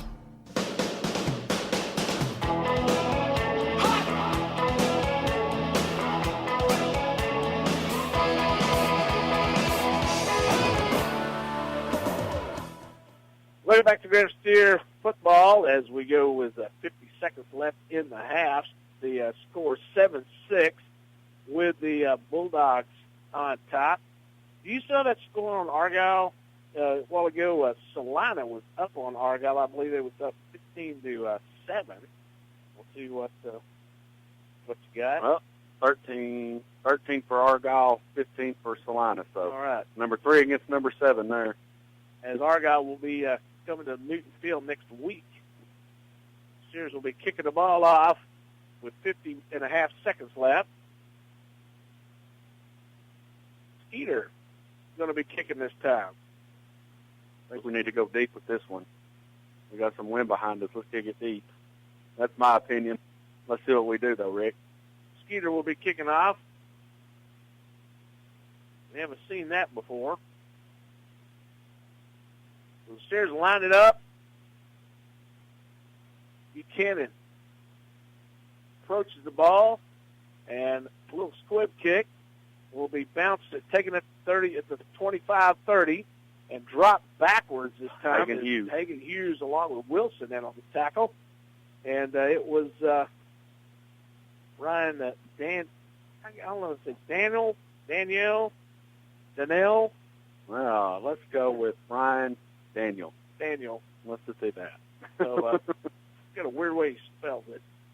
I'm almost betting Coach Sandiford right here just kind of has one running play, maybe two, and gets out of this half being happy at a 7-6 lead. We're going to go down to the sideline Yep. right after the half ends. They're going to drop back and kneel it. That's what I figured. He's a smart coach. I figured they would do that. Best way to handle that. Tiny D come flying through the line that time. It was pushed out of the way by one of the linemen. One more kneel down, and we go to half. 7-6 to score. Wylie on top. As Wylie has had a hard time hanging on to the ball. They really haven't. I mean, offensively, they haven't really shown a whole lot. Steers offensively have not shown a whole lot. I didn't expect a defensive struggle coming into this thing. I was really thinking it was going to be more of a high-powered type deal with hearing about the Wylie defense and what the Steer defense has been doing. I really thought it was going to be a little more powerful, but it's not. I'm with you on that one, Rick. All right, we're going to see if we can pick up Tori on the sideline and see if we can get her. We hear the wind. We got to send a message to her. We can't talk to her, so if we can pick her up before we go down to halftime. Well, it's definitely been highs and lows. Teams, they were so close after getting that turnover on the punt return. Couldn't convert. Now, the name Slade Johnson has come up quite a bit on defense. He is a Baylor commitment, and his dad is the San Diego Chargers. Johnson's injury last season to his leg. So that's someone that the Steers are going to have to look out for in the second half because he almost got away with an interception there right before the Steers scored. And the coaches for the Steers have also been talking with the refs about watching holes and guys that are trying to pull the Steers off, for the false start. So Steers have work to do for the second half. Back to you guys. All right, thank you, Tori, on that report. And a lot of that's what Coach Womack was saying about the hard count, trying to pull the Steers off, and some of the other things that she did mention is something that have seen here in this first half. The score 7-6, Wylie on top. We're going to go to our halftime show brought to you by Mike Sipes, State Farm Insurance. We'll be back after this. All right, so it's halftime here at the Abilene-Wylie game, and I've got with me the man, the myth, the legend, pretty much all things Graham Booster Club. It's Mr. T. Paul Jones. Mr. T. Paul, how are you today? I'm doing fine today, Joe. What I want to do is just kind of let folks know about the Booster Club and just, a little bit about what you guys do, where you're at, Wanted to just kind of explain to those out there that maybe you're unaware of what the Booster Club does, and just tell us a little bit about it. Well, Joe, the Booster Club, we are an organization that helps support our athletes. Whenever you say or we say we're going to sign up for the Booster Club, we're asking for people they volunteer basically. That's what it is you volunteer to say we want to help the athletes in some shape or fashion. Whether it be working in our concession stands or volunteering to help sell merchandise or help sell the Booster Club programs that we sell at each home game. We support all the kids that we can and in whatever shape or fashion that needs to be done through the school. And you bring up a really good point. A lot of folks may say, well, my kiddo doesn't play football. How am I really, how's my support going to that? But that support that you guys get, the revenue you get from the programs, from the concessions, from the merchandise sales, that goes across not only all the high school sports, but it goes across the junior high as well. So what are some things you guys have done in the past with the revenue you guys have gotten from those sales? Well, some of the things we've purchased is football shoulder pads for the junior high sports. We've purchased uniforms, track uniforms, basketball uniforms. We purchased tennis balls for the tennis club. We help support the basketball varsity, volleyball varsity, all the junior varsities and the varsities, freshmen. We do it all. We furnish shirts, shorts, travel bags, volleyballs, footballs, baseballs, whatever we can do to help to support the programs. And that's important for folks to realize out there. You guys have a lot of unique, cool T-shirts that you bring to the games. Now, just so that everybody knows, we're obviously at a away game right now, but you guys are mainly just home games. But come playoff time, you'll go travel to the playoffs to sell some merchandise for that as well. Let's talk a little bit about concessions. You guys got anything new? I mean, it's State Fair time in Texas coming up. You guys going to be doing any like fried Twinkies or anything? Well, it's funny you should say that. We started to take and sell Winthor sausage at our home football games. We're going to be doing corn on the cob. A lot of people don't know about that, but a few people found out on our last home game that we were selling the corn on the cob, which is a pretty good seller. The sausage is great. We're talking about doing some like baked potatoes later on when it starts getting colder weather, maybe doing stuffed baked potatoes at home games. Anytime you go to a game now that the weather's kind of come down from the blistering 110, chili may be a good idea. Chili's a fun idea, maybe. I don't know. I'm a chili connoisseur, maybe. Who knows? You like chili? Well, it's funny you should say that.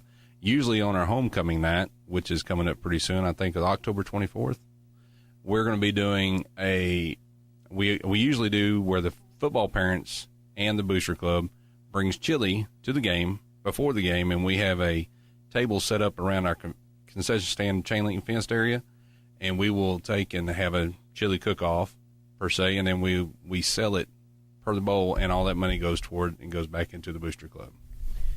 That's some great details. We got a second half of this interview coming up here in a few minutes, so we're going to take a break real quick. We're going to come back and take part 2 of this interview with the man, the myth, the legend, Mr. T. Paul Jones. Automotive tires have to endure all the punishment that's thrown their way, and our very lives are riding on them. Make sure yours are up to the challenge by visiting Star Tire in Graham. They also have a mechanic on duty every weekday from 8 to 5 for tune-ups and light mechanical work. Great prices, great selection, and fast, friendly service. Things you'll always find at Star Tire. Star Tire and Accessories, 228 Elm Street in Graham. Call them at 940-549-2498.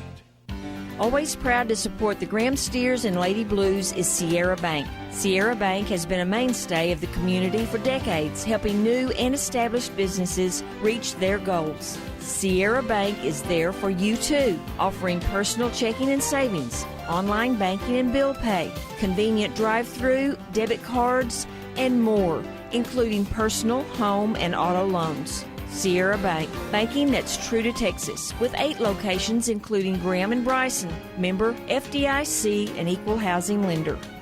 This special sports broadcast is brought to you in part by Graham Tank Trucks, transport bobtails and pump trucks. Graham Tank Trucks is in the process of expanding and looking for new clientele. With professional staff, their services include service work at all hours, day or night, drilling mud, fresh and saltwater hauling, and more. Call 940-549-1104 and let Graham Tank Trucks know what they can do for you. That's 940-549-1104. Covering the listening area and beyond is Drennan Realty. Whether buying or selling residential, commercial, and rural properties, trust Drennan Realty. No real estate too large or too small. So call Linnell or Arena 940-549-8555 or log on DrennanRealty.com. Drennan Realty, a multiple listing service. Hi, this is Arena Drennan. The highest compliment our clients can give is the referral of their friends, family, and business associates. Thank you for your trust in Drennan Realty. This is Becky Richardson, owner and operator of Beyond Faith Home Care and Beyond Faith Hospice of Graham. When a life-limiting illness no longer responds to treatment, one option is hospice. Hospice is a special concept of care designed to provide comfort and support to patients and their families during this time. At Beyond Faith Hospice, you'll find a team of qualified caring physicians, counselors, skilled nursing, and more with services including volunteer visits and bereavement care. If you're faced with this decision, call for a free consultation today, 940-521-9915, and we'll answer any questions you might have on hospice care.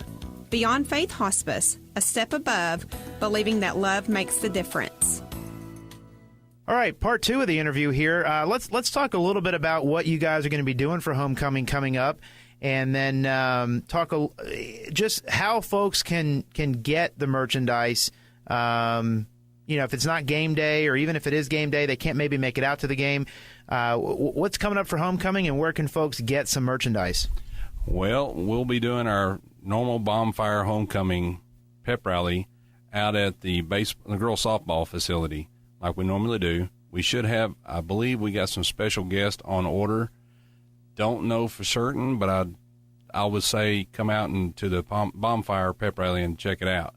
Now, as far as merchandise, Shelly Lively's over our merchandise booth, and she's been coming up with some pretty cool stuff the past couple of years, and she has taken upon herself, and I need to check with this, but I think sometimes on Fridays she will sell at lunch and sometimes after school. So if anyone's wishing to go up and purchase any merchandise on an out-of-town game, they can run by up there and maybe pick up a new shirt to wear to the football game this coming Friday. Yeah, that's really neat. That you talk about what booster clubs do for towns and for school districts and all that, and you and I were talking briefly earlier about how a lot of folks around the area and around the state have recognized that something special is going on here in Graham when it comes to the booster club, and it is really nice to see everyone out there wearing the shirts, wearing the logos, wearing the hats and so forth. It just kind of helps build that community spirit. And it's great to know that the money that folks are paying for this stuff goes for not just one particular program, but all the programs. You mentioned earlier about softballs and tennis balls and baseballs and things like that.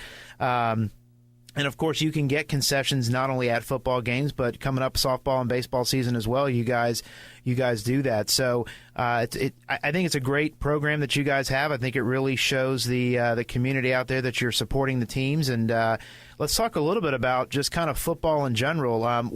My understanding, do you guys also do for those that are with us tonight, you guys are also kind of responsible for the kind of pregame entertainment, correct?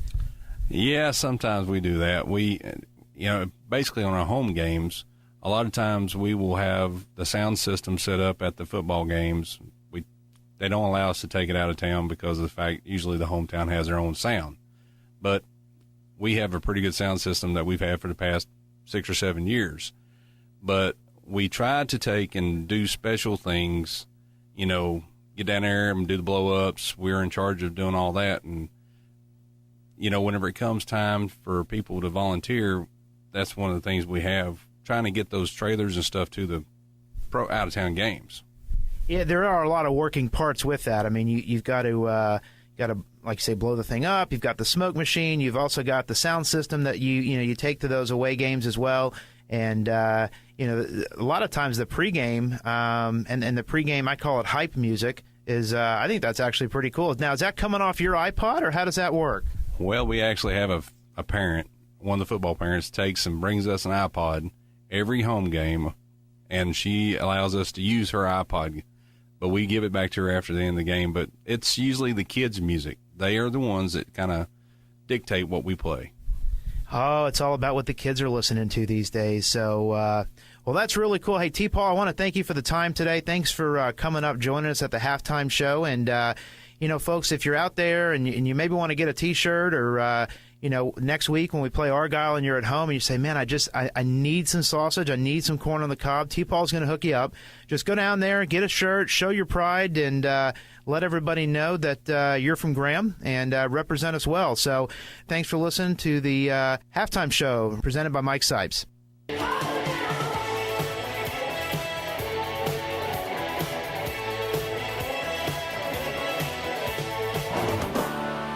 Welcome back to Graham Steer Football, the Mike Sipes Halftime Report, as we keep it rolling. Matt, you got some scores for us for the halftime. I know one of them you're very excited about. Well, I was until I just now looked at it again. But You're not so excited? Yeah, well, it was number 1 Stephenville and Everman, and it was 14-14, and Stephenville just scored a touchdown right at halftime to put them up 21-14 at halftime over Everman. So that's a good ball game.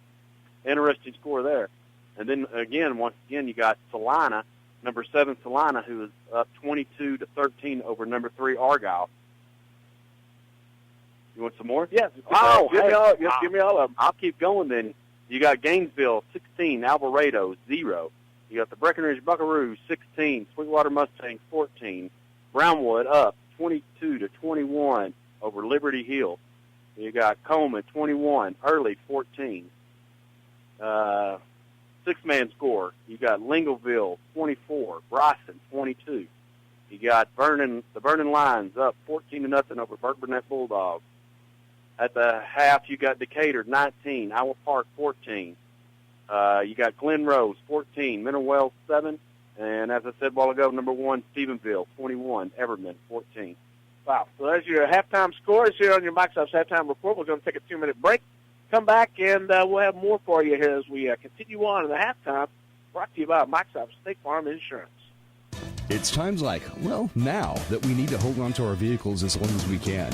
And the Oil Pit has been helping you keep your car or truck for years. Literally.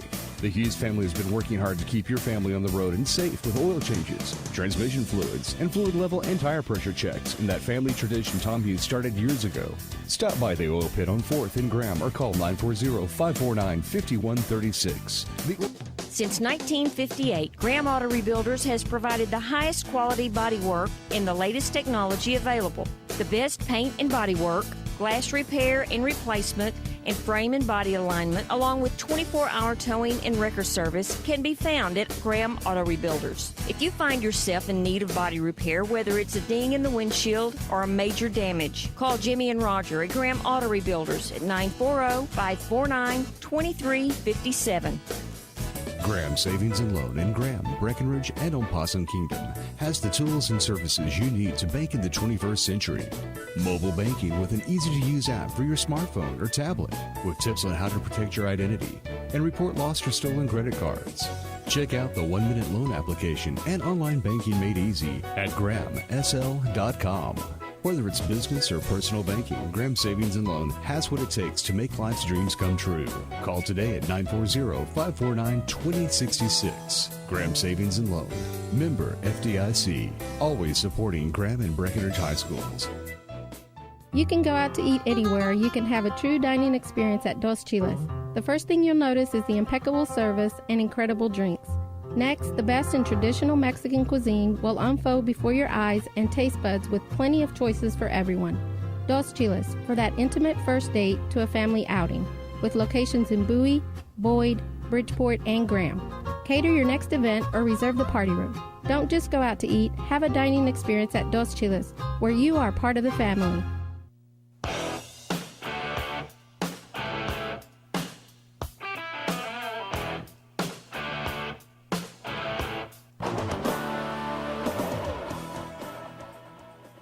You're listening to the Mike Sipes Halftime Report of Graham Steer Football.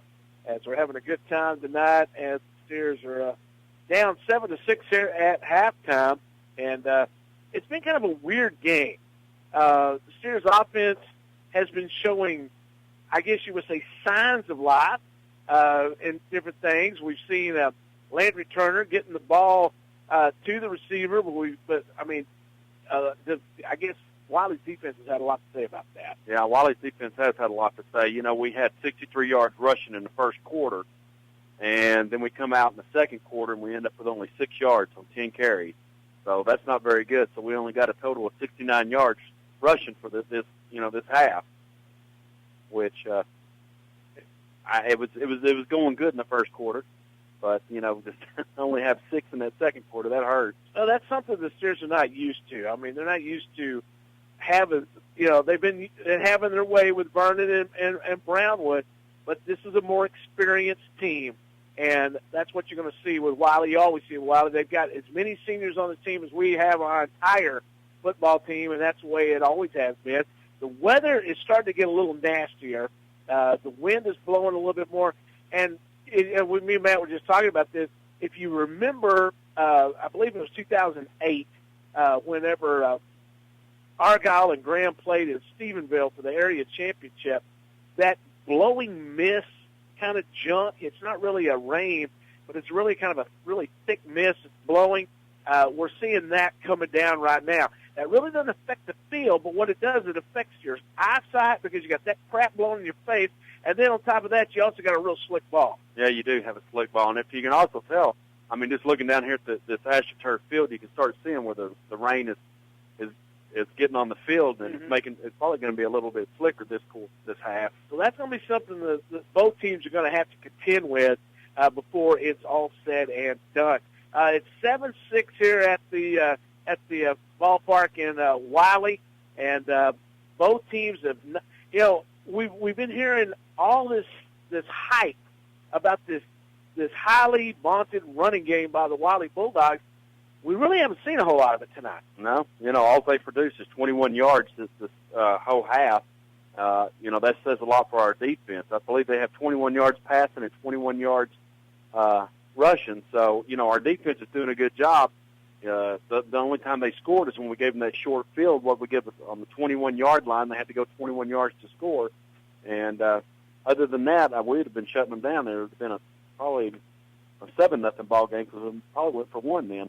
Well, last week in the Burnett game, Wylie gave up a whole lot of points, but one thing that they were able to do is that they were able to hit some big plays. They had 2 runs, one for 71 yards, one for another 60-something yards, and they got some big plays. But the Steers so far tonight have shut down those big play opportunities. Oh yeah, Mr. Kelfner hasn't produced like he has in the past couple of weeks. So give our coaches kudos on that for doing a good job on scouting him out.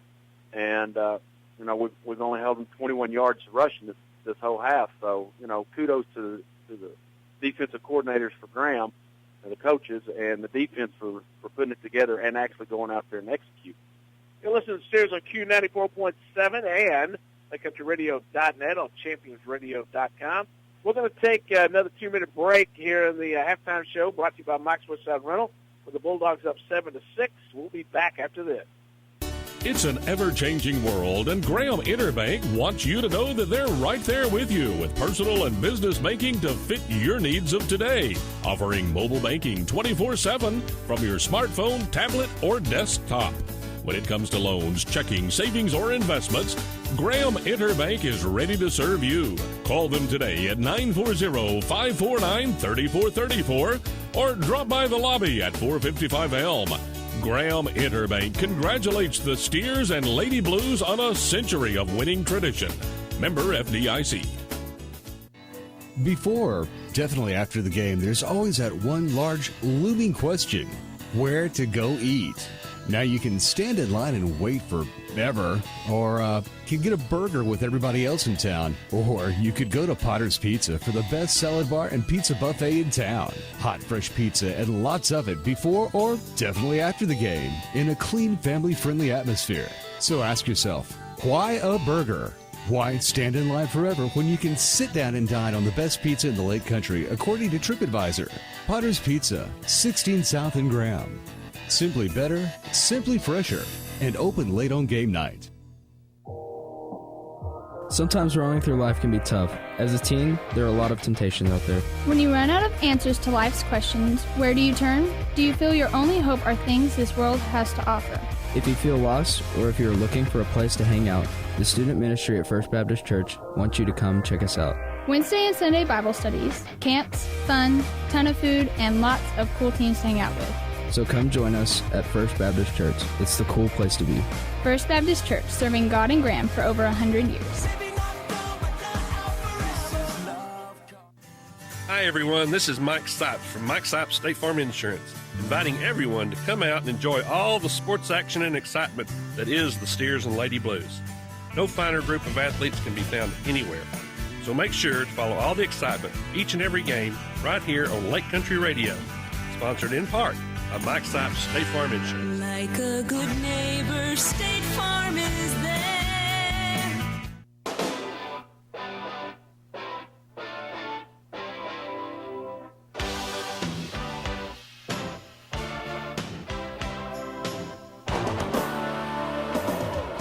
Welcome back to Graham Steer Football, the Mike Sipes Halftime Report, as we keep it rolling on a big-time Friday night. Having a good time out here at 7-6, Wylie on top, as both teams are back out on the field, getting warmed up, getting ready to go.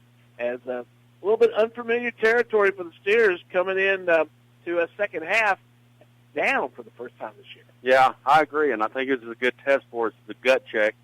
As our old coaches used to say, this is a gut check time. See what we got coming out this half. All right, we're ready to roll with about a minute 20-something left here in the halftime show.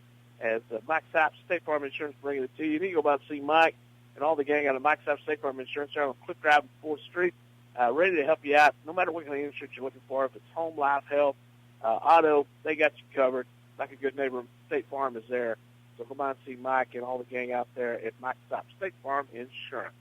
7-6 the score here, as the only difference in the game is the Steers went after a 2-point conversion and did not get it. And so we'll see what they do here in the second half.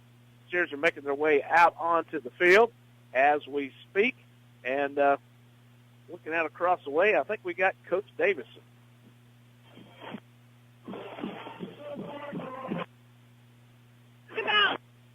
Your offense got off to a slow start. What do you need to do to adjust? Well, that's what halftime's for. Hopefully our offensive coaches got some strategy together to stop the pass rush. But we knew coming into this game that Wylie had an unbelievably outstanding defense. I mean, we knew it. They had a good one last year. You know, we see the speed and the athleticism that they have. So it's been a concern. But, the defense, it looked like we held them to like 40 total yards. So we need to come together, and I really think that these guys are poised and ready to go. Coach, back to you guys.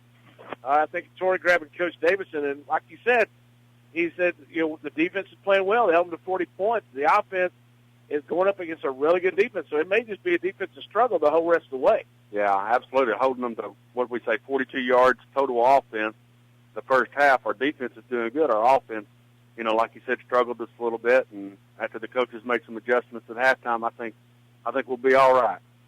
The Steers will be kicking the ball off to the Wylie Bulldogs here in the second half, and getting ready for the Mike Sipes. Well, actually, we had the Mike Sipes State Farm Insurance halftime report. I want to thank Mike for sponsoring that, getting ready for the third quarter, and the Steers will be kicking the ball off, and the way the defense is playing may not be such a bad thing to go out on defense first to see what they can do. I'm with you there, and also with the way the weather's coming in, it's going to be a slick field, slick ball.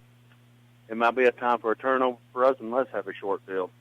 This may be turning one of those classic Graham Steer Abilene Wylie games as we get things rolling here. As we're waiting for the teams to come out, the Steer kicking team is out on the field. Bulldogs receiving team is coming out on the field. Steers will be kicking the ball into the wind, and it is blowing a little harder than what it was at the beginning of the game. Torrey even come up and had to get a little extra some coats and stuff because she said it's really cold down on the field. Yeah, and if you can see our fans over there, they're kind of all in a little ball and bunched up. It looks cold out there. Like we said earlier, I'm glad we're in this big, nice, pretty press box. You know, last year I think was probably the coldest year I'd ever seen for Graham Steer football. But well, that Wiley's going to be kicking the ball off the Steers, it looks like. So we knew that. Yeah, exactly. But but you know, last year was probably the coldest year we ever saw, and it will be amazing to see what we see that stuff again this year. Yes, we did. Yes, we did. They deferred. Coach Womack's even kind of wondering. They deferred. They deferred. Travis Wilson. Oh, my goodness. Trying to get a hold of the ball. It's rolling all over the floor. He couldn't get it. Landon Gonzalez jumped on it at the 10-yard line, but Wylie decided to kick off both halves. But yeah, Travis Wilson tried to get that ball, couldn't do it. It rolled and rolled and rolled, and Landon Gonzalez jumped on it. And like I said, once that ball rolls on that wet field, it's gonna make a difference. So Steer offense is going to come out on the field to get the second half rolling. So again, Wylie decided to kick off in the first and the second half. Steer set it up, receivers left and right. Turner in the backfield. There's the snap. They're going to hand the ball off to Martin. Martin's got some room, gets it up close to the 20-yard line, and it's going to pick up about 8 on the play. Yeah, that was a good job by Taylor Hopkins. Ran right up his hip pocket, and Taylor drove the nose guard off the line of scrimmage pretty good. Steers no offense. Receivers left and right. Martin in the backfield. Gets the snap again. Hits the line. There he goes again. Up to the 30-yard line, up to the 31, and Nick Martin doing what he did in the second quarter, moving the ball for the Graham Steers. And that's actually what we need to do. It's a field position game right now. No huddle. Receivers left and right. There's the snap. Hand to Martin again. Back up the middle. He's hit hard, but he still goes forward and picks up a positive yard. A positive yard. A positive yard. Puts the ball at the 32-yard line. 7-6, Bulldogs on top. Steers with the ball. Receivers left and right. Turner in the gun. Now they're going to send Baca in motion. There's the snap. Handed to Martin. He's hit the backfield and driven backwards for about a 4-yard loss. By guess who? Number 81, Clay Johnson. Yep.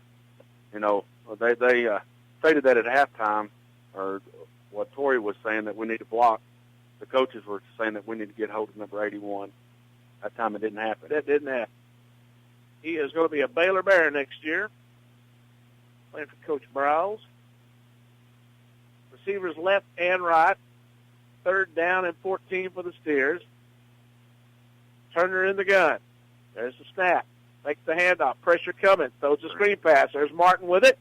And he's going to be brought down as he gets it just a yard over the line of scrimmage. Pick up a 5 on the play. It's going to bring up a long 4th down, and it is Skeeter time. You know what?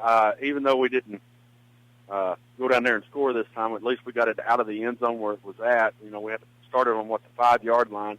We moved it out here to 32, so it's not giving them as good a field position. Now we've got to depend on our defense to hold them. Skeeter's going to come out for the punt. Wait for the snap. Wiley's coming up on the line. Skeeter gets a pretty good punt against that wind. It takes a Steer roll, and again, Skeeter delivers down to the 27-yard line, 28-yard line, and Wiley's got a little ways to go. And again, the special teams for the Steers doing a pretty good job. Yeah, that's what I was saying. When we drove the ball out like that, at least we didn't give them the ball on the 50 or the 40-yard line, and our offense did what they needed to do there. We didn't score, of course, but you know, just getting it pushed out a lot and getting a good punt helped. Bulldogs break the huddle on 1st down and 10 at their own 28. Split backfield. Receivers left and right. There's the snap. They're going to hand it to Kepner. He is hit at the line, and he goes backwards. A fumble on the play, and the Steers get the ball. Yeah. 3rd fumble of the game for the Bulldogs. Skeeter Buchanan. Skeeter again. Man, that kid is everywhere. But again, the Steers come up with that's a 3rd fumble by the Bulldogs, and the Steers will have it at the 26-yard line, 1st down and 10.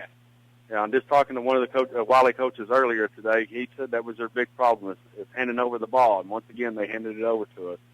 Now we got a short field. We got to do something with it, Rick. Their offense coming back out on the field. We'll see what they do. They're going to put receivers left and right. Got Martin in the backfield, Turner in the gun. There's the signal. Takes the snap, gives it to Martin. Martin, he's got the block. He's at the 10. He's out at the 5. Dives forward, out of bounds, right at the 1-yard line. What a run. Nick Martin over the left side. He just blows away. And a good blocking downfield, Todd Parker. Yes, absolutely. That was a key block by Todd, which freed him up, and that was a good run by Nick himself. He broke a lot of arm tackle. First down and goal from the 1-yard line for the Steers. I wonder where this ball's going. Receivers left and right. I'd go up the left side. There we go. Turner with the ball, gets it to Martin. Martin gets to the goal line. Steers say touchdown. And the referees say, no, didn't make it. I think I'd hit that hole one more time. The nose of the ball is right on the goal line. Yes, it is. So we'll see where they go with it this time. Yes. Second down and goal, the ball on the goal line. Turner in the gun. They go the Okie set. Receivers left and right. There's a snap. Handed to Bakken. No, it's a quarterback keeper, and in for the touchdown is Landry Turner, and the Steers take the lead. Again, the fumble has hurt the Wylie Bulldogs. Now we definitely got to go for 2 here. All right, we'll see what the Steers do. It is a 12-7 lead now for the Steers with 8:39 left in the third quarter. Steers are looking over on the sideline. Play is coming in. Hagan Hughes is bringing it in.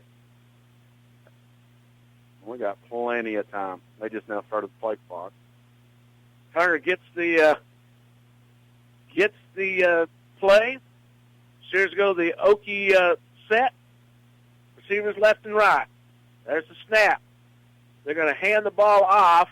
No. Turner has it. He didn't go anywhere with it, and he's driven back, and the Steers will take that 12-7 lead right off the bat here in the third quarter. We're going to take a 30-second break. We'll be right back. You listen to Steers on Q94.7 and LakeCountryRadio.net. Rise and shine with your area Subway sandwich shops. Yes, your local Subway serves breakfast. How about egg and cheese on a warm flatbread or any of Subway's fresh baked bread? Add Black Forest ham or bacon. Maybe a breakfast BMT or sunrise melt. Top it off with your favorite juice or fresh coffee. Subway, not just for lunch and dinner. Subway sandwich shops in Graham at the corner of Elm and the 380 bypass and inside the Graham Walmart Supercenter. Subway, more ways to eat fresh.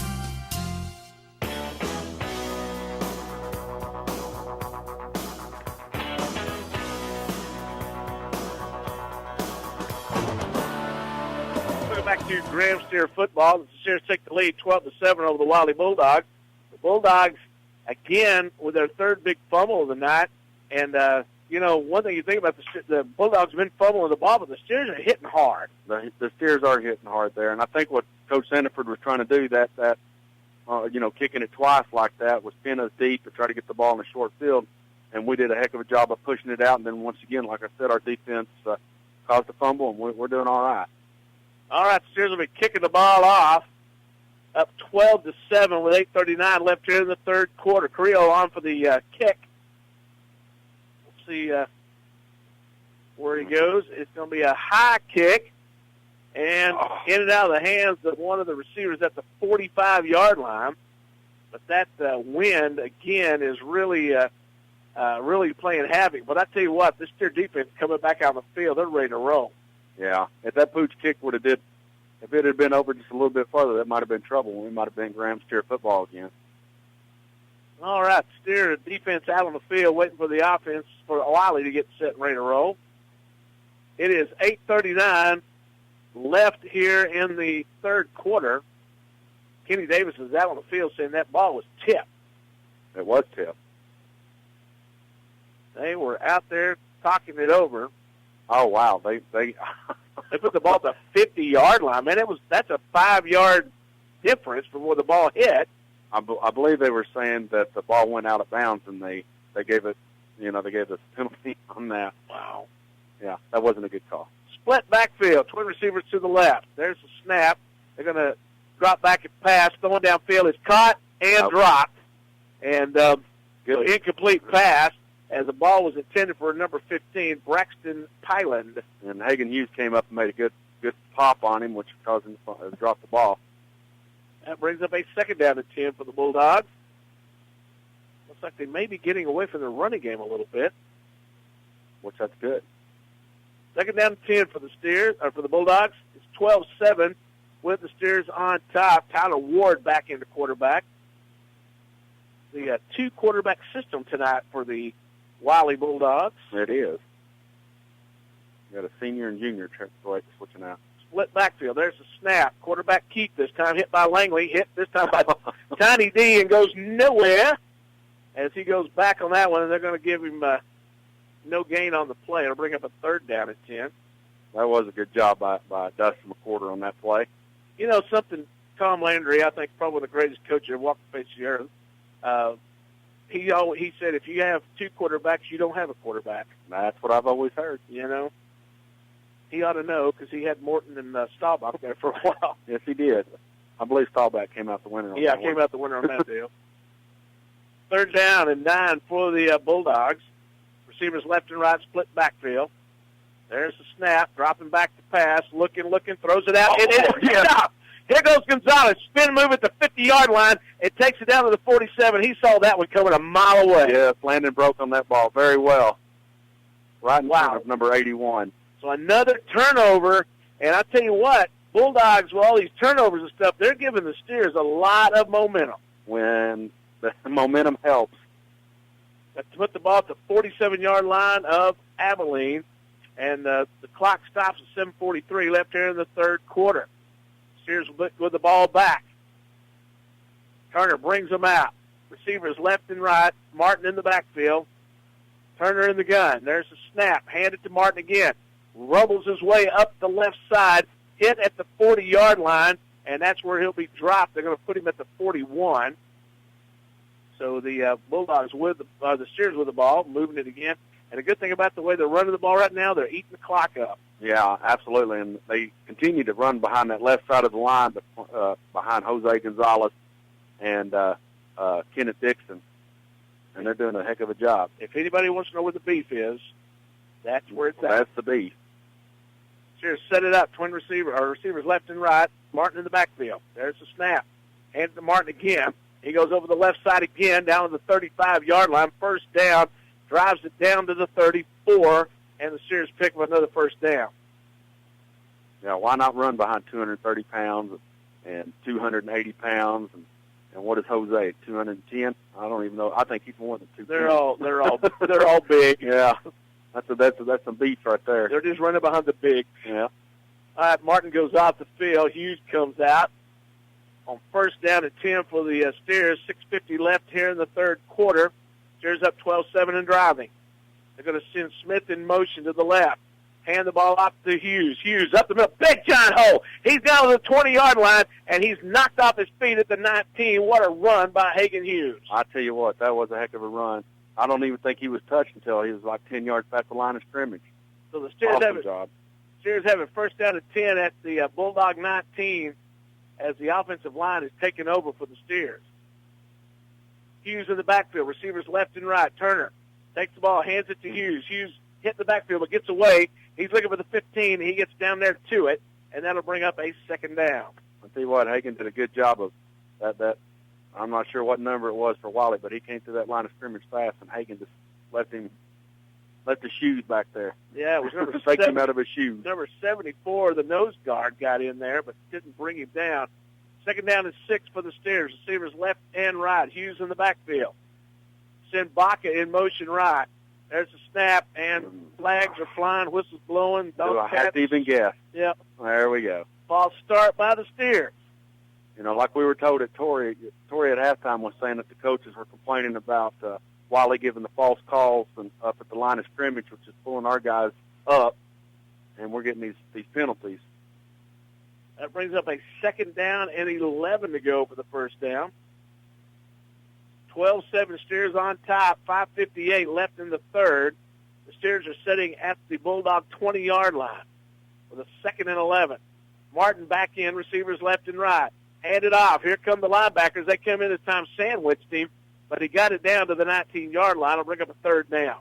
I think we're going to have to look at a little pass play here, but they're ready for the run now. They got their ears pinned back and just coming right through. Well, they've sucked them in. Now it's time to drop one over their heads. Mm-hmm. 12-7 the score. Steers on top. Receivers left and right.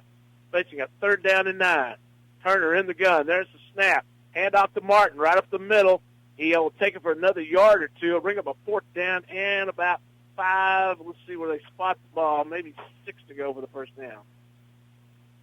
Well, the wind is really starting to pick up now here at Wylie Stadium. Here come some more big boys up front. They're going to bring Hughes back in the game. I'm telling you what, Derek Sides has got this corner beat over here on the far side on a little slant pattern. I think it worked. We'll see what happens here. 4th down and 8. Turner in the gun. Receivers left and right. There's the snap. Drop back to pass. Looking. Pressure rolls out right side. He's got some running room. He can get the 1st down. There's a penalty on the play. He gets it down to the 5-yard line, but there is a penalty. I believe that's going to be a holding. They were holding Derek Sides when he was rolling out. Derek was rolling out when Landry took off, and they were holding him. So it was going to be a penalty against Wylie, and I believe we're going to decline it since we made the 1st down. Turner took it down to the 3-yard line on the run. He had that whole right side. It is declined on the holding penalty.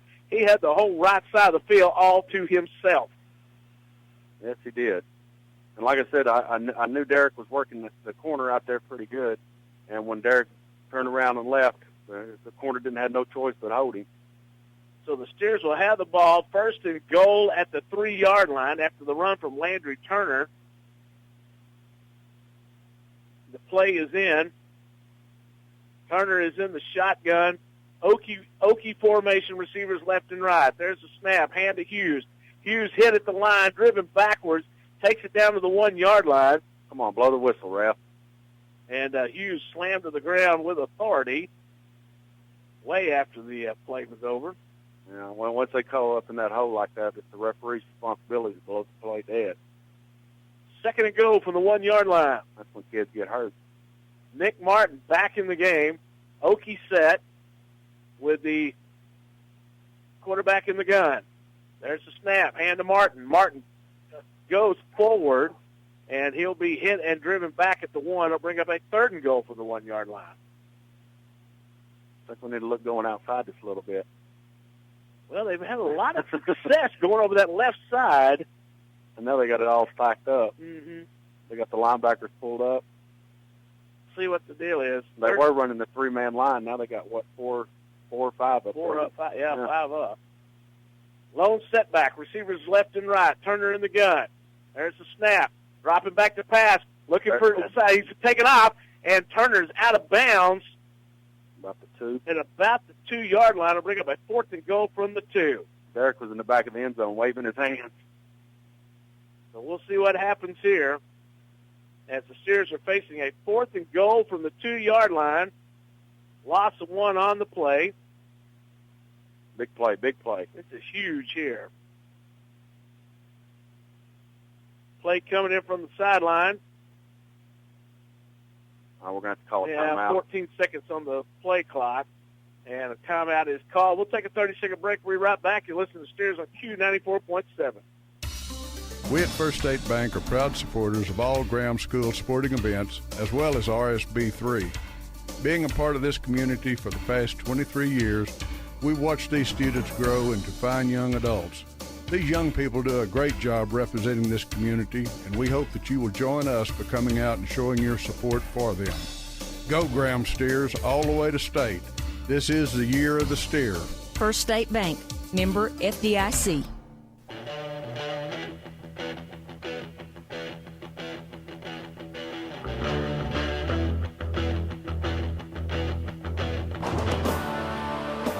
Back to Graham Steer football. It's 3:22 left in the 3rd quarter. It's 12-7. Steers on top, and the Steers are knocking on the door again with a 4th down and goal from the 2-yard line. And Steers call a timeout to talk this one over. And this is going to be a huge play here because the way the Steers Steer defense is playing right now, if they can punch this in here, boy, that's going to put the Bulldogs in a bad position. It absolutely is. I think we need to pound the rock right here. Looks like we're going to be going over the right side for sure. All right. 4th down and goal from the 2-yard line. Nick Martin in the backfield. Everybody up on the line. Turner in the gun. There's the snap. Bad snap. And he couldn't get it up because of the bad snap. And that, again, put the Steers back at the 10-yard line, and the Bulldogs will take over on downs. But he couldn't get the ball off the floor and couldn't get it to Martin. I tell you what, that's a killer right there. You have all the momentum going in from the 1-yard line, and you fumble it back to the 10, or the 9, I think, now is where they're going to mark it. So the Bulldogs will have it at their own 9-yard line. Steer defense back out on the field. We'll see what they can do here. One thing you don't want to do here is don't give up the big play. 3:16 left third quarter, 12-7 Steers on top.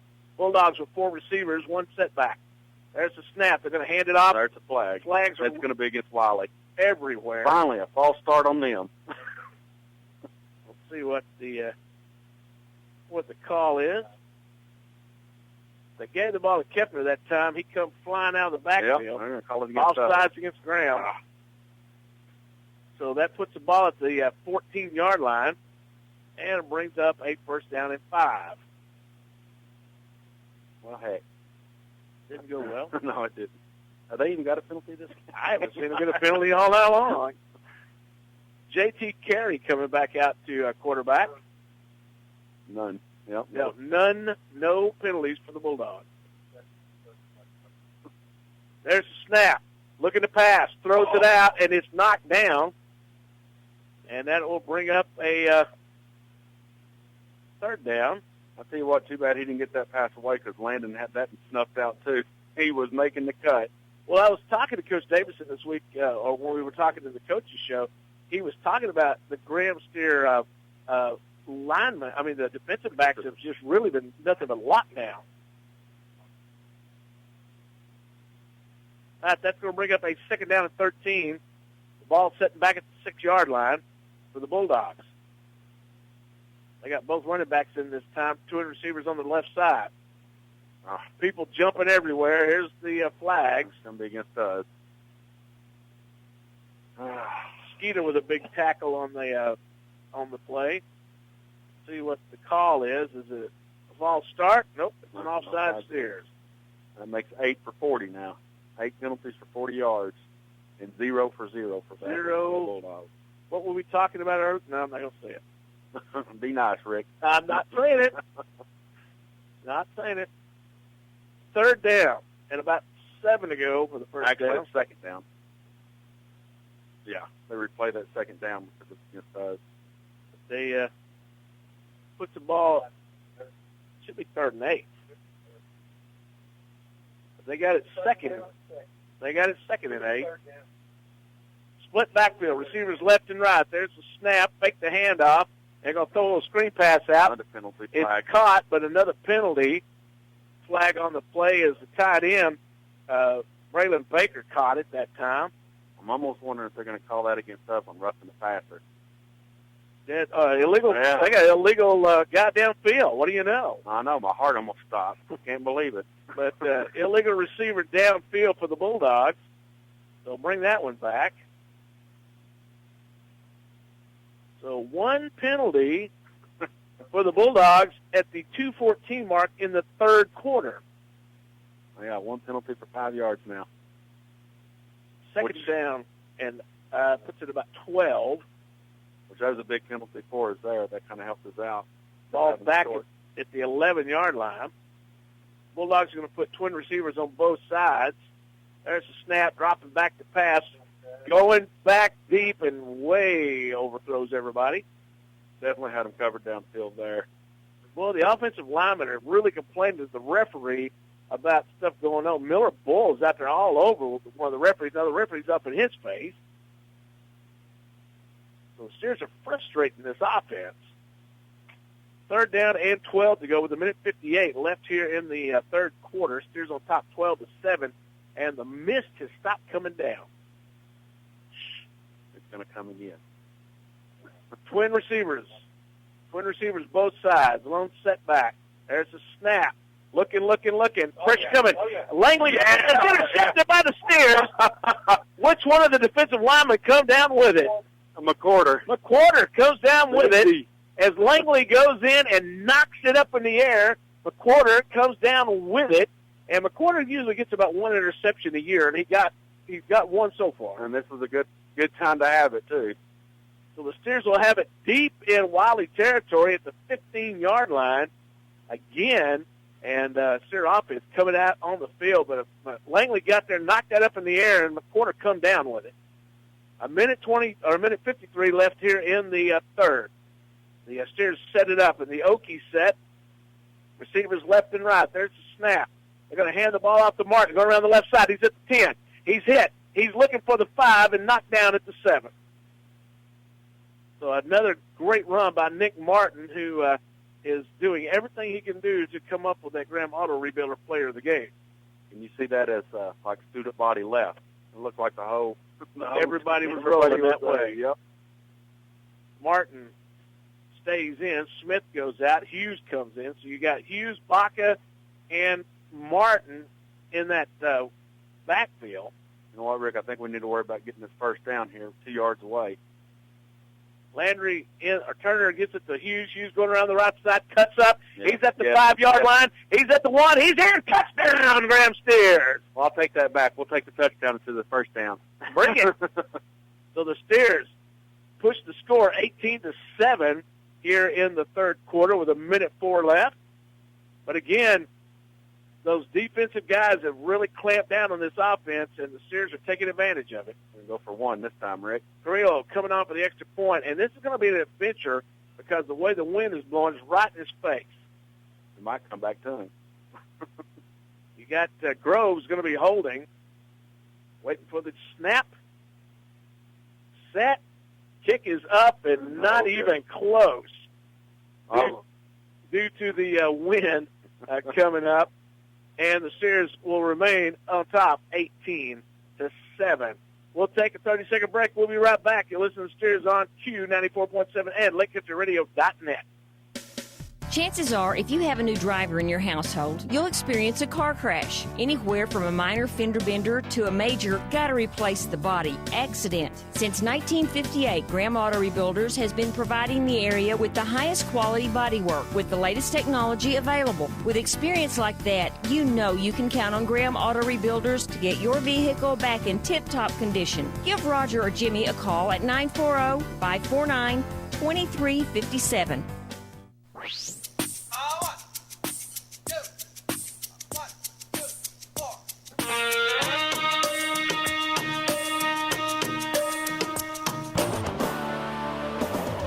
Welcome back to Graham Steer football as the Steers take that 18-7 lead now with 1:04 left here in the third quarter as the turnovers and mistakes have haunted Abilene Wylie again and put the Steers on top.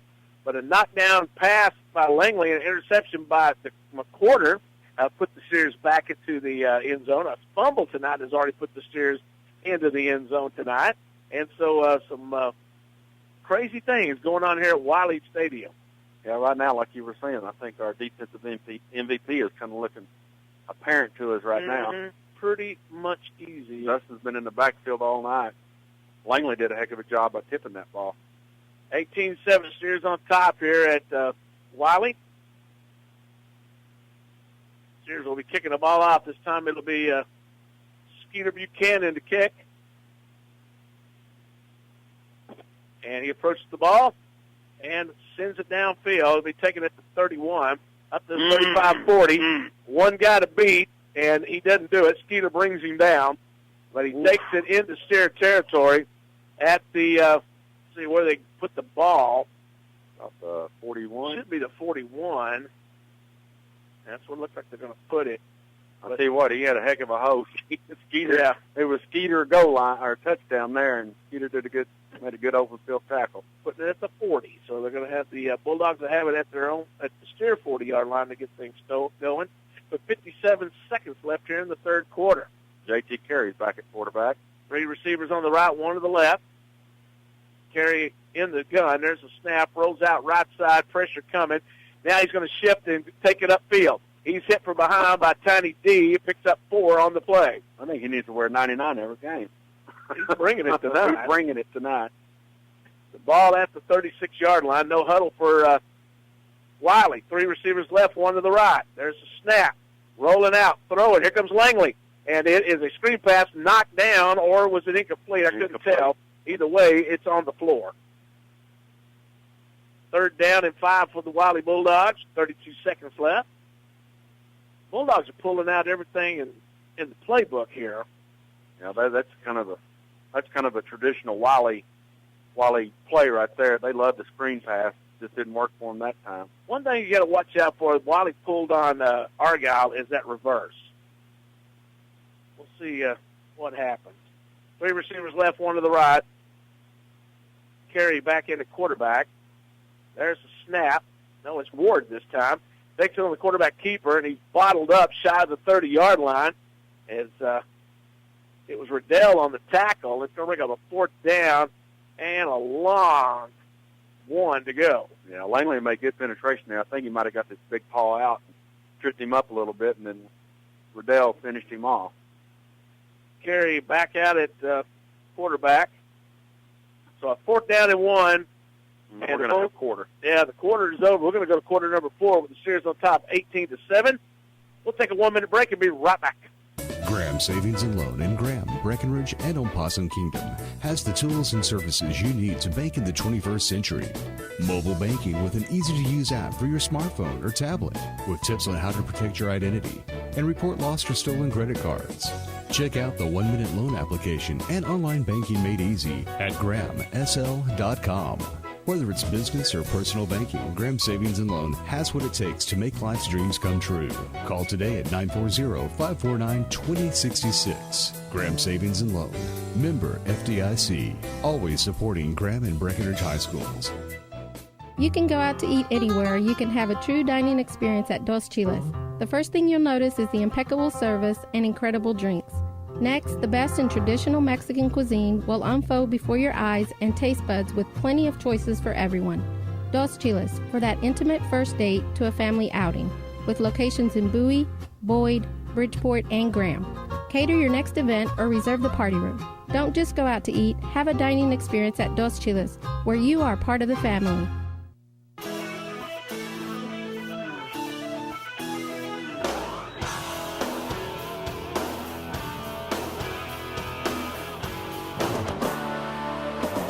Welcome back to Graham Steer football. A big 4th down and 1 for the Bulldogs. Steers bringing everybody and their mama up on the line. Carry under center. They have a wishbone set. There's a snap. Bulldogs jump. Yeah. Bulldogs jump big time, and that'll back them up and bring up a 4th down and 6 as number 76 for the Bulldogs couldn't hold it together. That's that Miller Bowl kid that was throwing a fit to the ref a while ago. I'll tell you what, that was a huge mistake for them. Down on a 4th and 1, now it's a 4th and 6. I believe they're going to punt the ball. Nope. Try to go for it. Yep. They're going to put this time, they're going to go back to the spread, twin receivers on both sides. On 4th and 6 to go. There's the snap. Quarterback going to do the option, and it ain't going nowhere at all, anywhere. The Steers bottle it up. It's a loss on the play. They tried that Nebraska option, and that's where it stuck, is in Nebraska. Riddell and Jim Bob Perry had that snuffed out, and they were all over it. So that brings up the Steers getting the ball back again.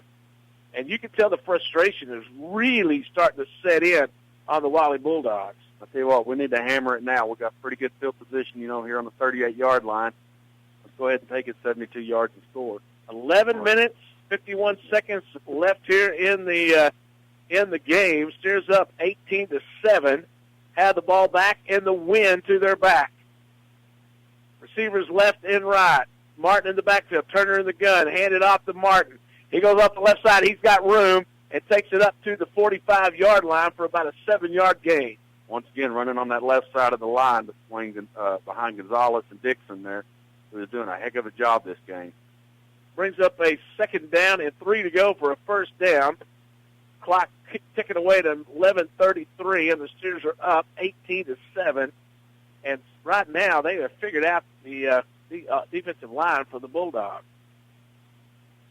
Steers taking their time as time is clicking off the clock here. Receivers left and right. They'll send Smith in motion. There's a handoff to Martin. Martin hit, and he'll be losing a yard on the play. They'll bring up a third down. It'll 4 to go for the first down. Puts the ball at the, see where they're going to put it, the 44, just right at the 45. Yeah. So a third down and 3 to go for the first down. And he got the wind behind our back now, so that's a good thing. No mist blowing in the air. So here we go on third down. Receivers left and right. Okie set. There's the snap. Going to hand it to Hughes. Hughes cuts the field. He's got the first down a little bit more. He's at the 40. He's down to the 35 and out of bounds just shy of the 30. Derek Side down there just doing a job on those guys in the backfield. I tell you what, he had a heck of a hole there, and Hagan took advantage of it and had a good run. And like you said, the downfield blocking by Derek Side helped out a lot. So a big pickup by the Steers, took it to the 32-yard line of the Bulldogs. 10:24 left here in the game. 18-7, Steers on top. As a running game for the Steers, it's just taking it to Wylie here in the fourth. Yeah, 101 yards in that last quarter. Wow. Receivers left and right. Okie set. There's the snap. Hand to Martin. Pounds it up the middle, and he'll get maybe one on the play. We'll see where they spot the ball. Looks like no gain. It'll bring up a second down and 10. 10-12 and counting. Like we had a little trap play there. 18-7 the score with the Steers on top here in the fourth quarter. Less than 10 minutes left in the game. Steers are taking all the time they can between plays here. Okie set, receivers left and right, Turner in the gun. There's the snap. They're going to hand it to Hughes again this time. He's hit back at the 35 and brought down. So a loss on the play for the Steers. They're going to bring up a third down and 13 to go. Clock still ticking away. Not fast enough, though. Nope. 9 minutes is a lot of time left in a ball game. Hughes goes out of the game. Smith comes in on third down and 13. Turner looks across the way, gets the play on the sideline. Receivers left and right. Okie set. Turner in the gun. There's the snap. Drops back to pass. Pressure coming. Has a man out there. Sides is there and just couldn't get there. He kind of stumbled. I think the 10-yard line kind of got under his feet. Yeah, he just stumbled a little bit. Tripped on the yard line. Hate when that happens. So they're going to come out on fourth down. Looks like Skeeter's going to try to pin them deep. I think that's a good call right there. Field position has been in this game so far, and I think this is a good call to punt. Well, the way the defense has been playing, I tell you what, that's not a bad idea at all. We got 51 total yards of offense, Wylie does. Amazing. There the ball goes, and it is going to hit the end zone this time. So that's Skeeter's first touchback of the year. Not bad. They only netted us 14 yards on them. Yeah, not bad at all. But the Wylie Bulldogs will have it at their own 20-yard line to get things rolling. 8:55 left in the game. Steers are on top, 18-7. We need a good defensive stand here and get the ball back. Run off this 8:22. Carey back in the game at quarterback. Bulldogs break the huddle. They will send two receivers on both sides. Carey in the shotgun. There's the snap. They're going to hand the ball off to Kettner. He's hitting the backfield. Who is that? I believe that would be Tiny. That's right, Tiny D again. And he has been in the backfield more than the running backs for Wylie has tonight. Yes, he has. I don't think their tackles like him too much. No. Well, I tell you what, he's blowing through that line, and he is taking care of business. And then they pick up a one on the play, or no gain at all, excuse me. That brings up a second down to 10. 8:25 left in the game, 18-7, Steers on top. Receivers left and right. Carey in the gun. There's the snap. Drops back, looking to pass. Looking, throws it out. Incomplete. And intended for number 80, Jackson Money. Wasn't very much on it that time. Yeah, I think Womack was waiting for him to catch it because he was fixing to bury him. So the clock stops with 8:14 left in the game. Bring up a 3rd down and 10 for the Bulldogs. Play coming in from the sideline. You know, the boy that's blocking Tiny D out there is 6'2", 220. He's not very little himself, and Dustin is just wearing him out. Twin receivers on both sides. Carry in the gun. There's a snap. Blitz coming. And he steps up and gets out of it, but he doesn't get the first down. Tripped up by Womack. But here come Cotton Game, and everybody coming up the middle. He was able to step up and get past them. But it brings up a 4th down and 1 as the clock continues to tick, and Wylie's not going to play that, and they're going to punt. Yeah, he was got 5 yards in the backfield. I think our coaches are having a fit about that. They wanted that one. Womack did a good job coming up from the safety position and making that tackle. Steers are not going to go for to receive it. They're going to see if they're going to actually try to dump it or something. There's the snap, and the punt is away, and it takes a Wylie bounce and rolls down to the 37-yard line, and the Steers will have a 1st down and 10 there with 7:22, and I'm assuming that we're going to be running the ball a lot trying to eat the clock here. Yeah, I see us going over the left side. What do you think? Probably so. That's where our bread and butter's been this game, is over the left side, behind Gonzalez and Dixon. Steer offense back out on the field. 7:22 left in the game, 18-7 the score. And a few of the Wylie fans are starting to hit the exit. I don't think the Steer fans have left yet. They're too cold. Receivers left and right. Lone setback this time. Turner in the gun with Martin. There's a snap. And to Nick. Nick hit at the line. Dropped at the 35 or 34-yard line. Lost 3 on the play. Now, Wylie had that and snuffed up. They come through that pretty quick. Their linebackers came up. You know, Martin has got to be getting tired. Many times he's been hit and run the ball tonight. He's had the ball a lot. 6:57 and counting. Steers on top 18-7. The clock is really working against the Bulldogs now.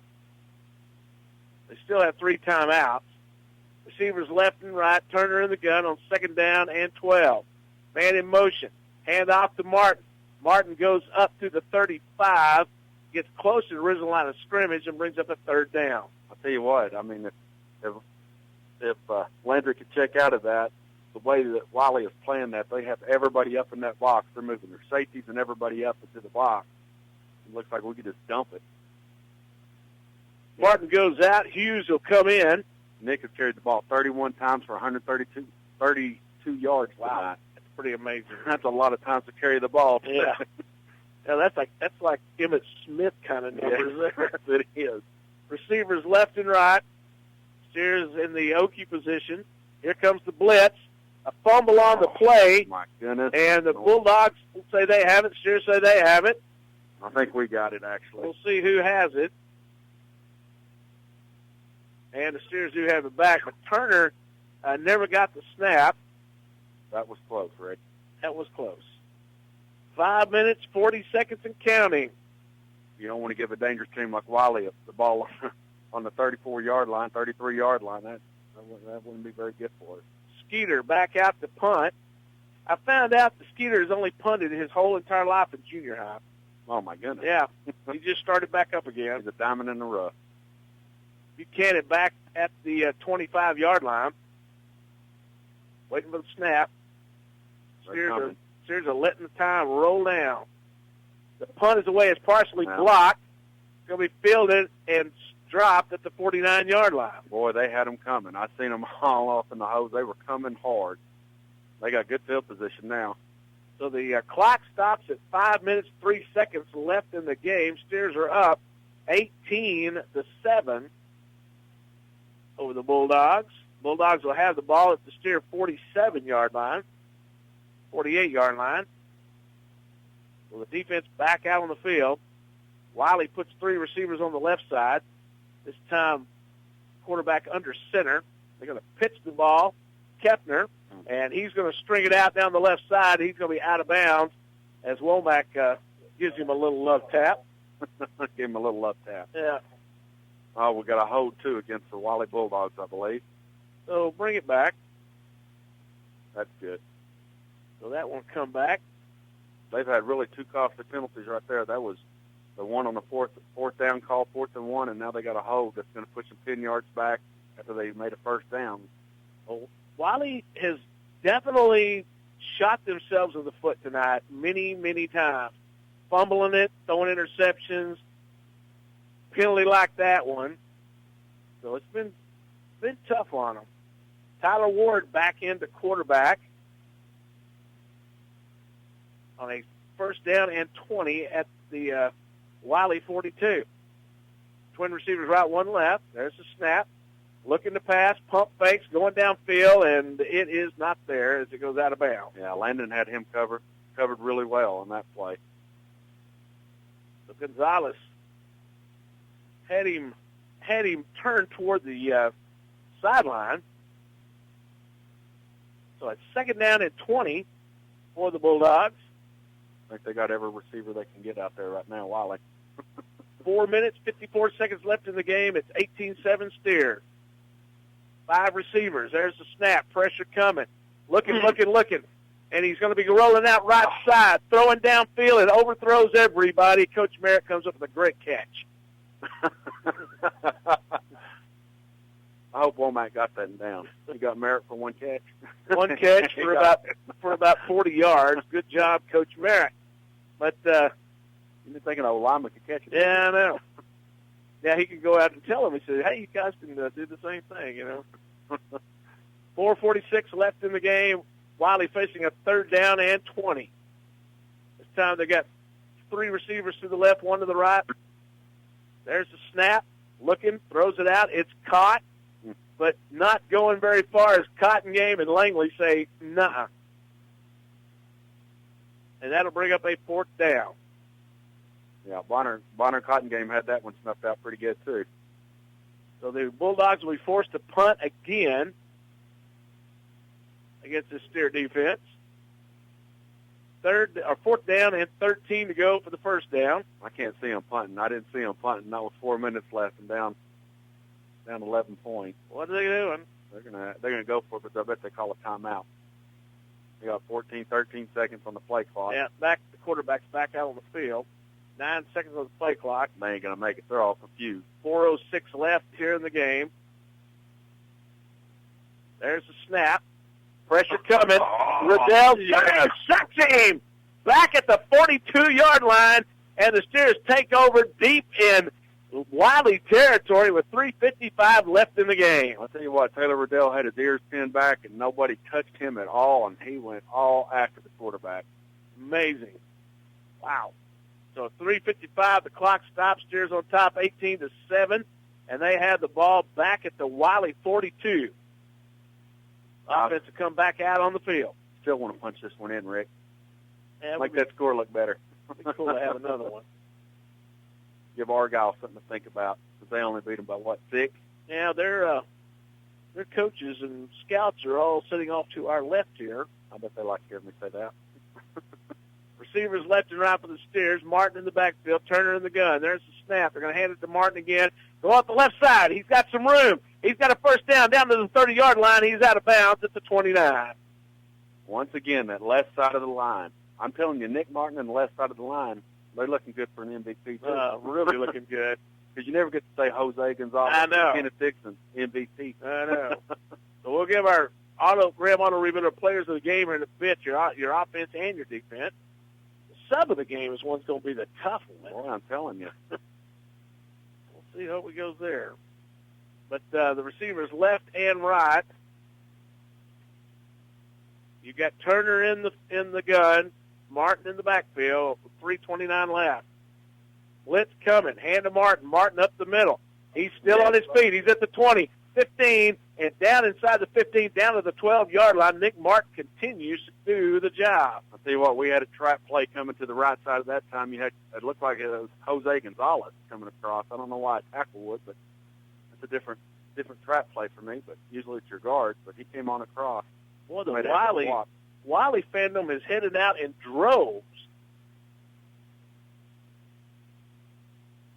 3:06 and counting left in the game. Steers on top 18-7 and knocking on the door with a first down and 10 at the 12-yard line of Wylie. Receivers left and right. Going to hand the ball off to Hughes this time. He's up the middle. He's at the 5, down to the 5-yard lines where they're going to stop him. We got Nick Martin right now at 34 carries and 162 yards. Goodness. That is amazing. And you got Hagan coming in there, subbing. Right. That is running the ball really well when he's coming in. So there you go. There may be your sub right there. All right. Second down and 3 to go from the 5-yard line. Steers with the ball. Receivers left and right. This time you got Casey Cannon in the backfield. There you go. Snap to Cannon. He rolls up to about the 3-yard line. 2:10 left in this one. Tick, tick, tick. Yeah, and I mean, we're talking about Hagan Hughes. Hagan Hughes had the ball 12 times for 84 yards, so he's running the ball really well. Well, the Steer running game, the offensive line have worked together and amazing. Looks like we're going to be playing an undefeated Argyle, too, who's having a heck of a time with Salina, but it looks like they're going to pull theirs off. Receivers left and right. Cannon in the backfield with 1:44. There's the snap. Drops the ball, and Cannon drops it, but falls on it at the 6-yard line, and that'll bring up a 4th down and about 5 to go for the first down. Dadgummit. Do you try to drop one here on a little pass, a dump pass or something? I don't know. I don't know if I'd risk them picking it off and running it back. Then you'd have a 14-18 game. With 1:16 left. We'll see what the That'd make me do. nervous. 4th down and 4 to go for the first down. Steers are letting the clock tick down as much as possible. They'll call it timeout. Steers have 2 timeouts left. They're going to let it run down. And under a minute left now, and Steers call timeout. We'll take a 30-second break. We'll be right back. You're listening to the Steers on Q94.7. It's an ever-changing world, and Graham Interbank wants you to know that they're right there with you with personal and business banking to fit your needs of today. Offering mobile banking 24/7 from your smartphone, tablet, or desktop. When it comes to loans, checking, savings, or investments, Graham Interbank is ready to serve you. Call them today at 940-549-3434 or drop by the lobby at 455 Elm. Graham Interbank congratulates the Steers and Lady Blues on a century of winning tradition. Member FDIC.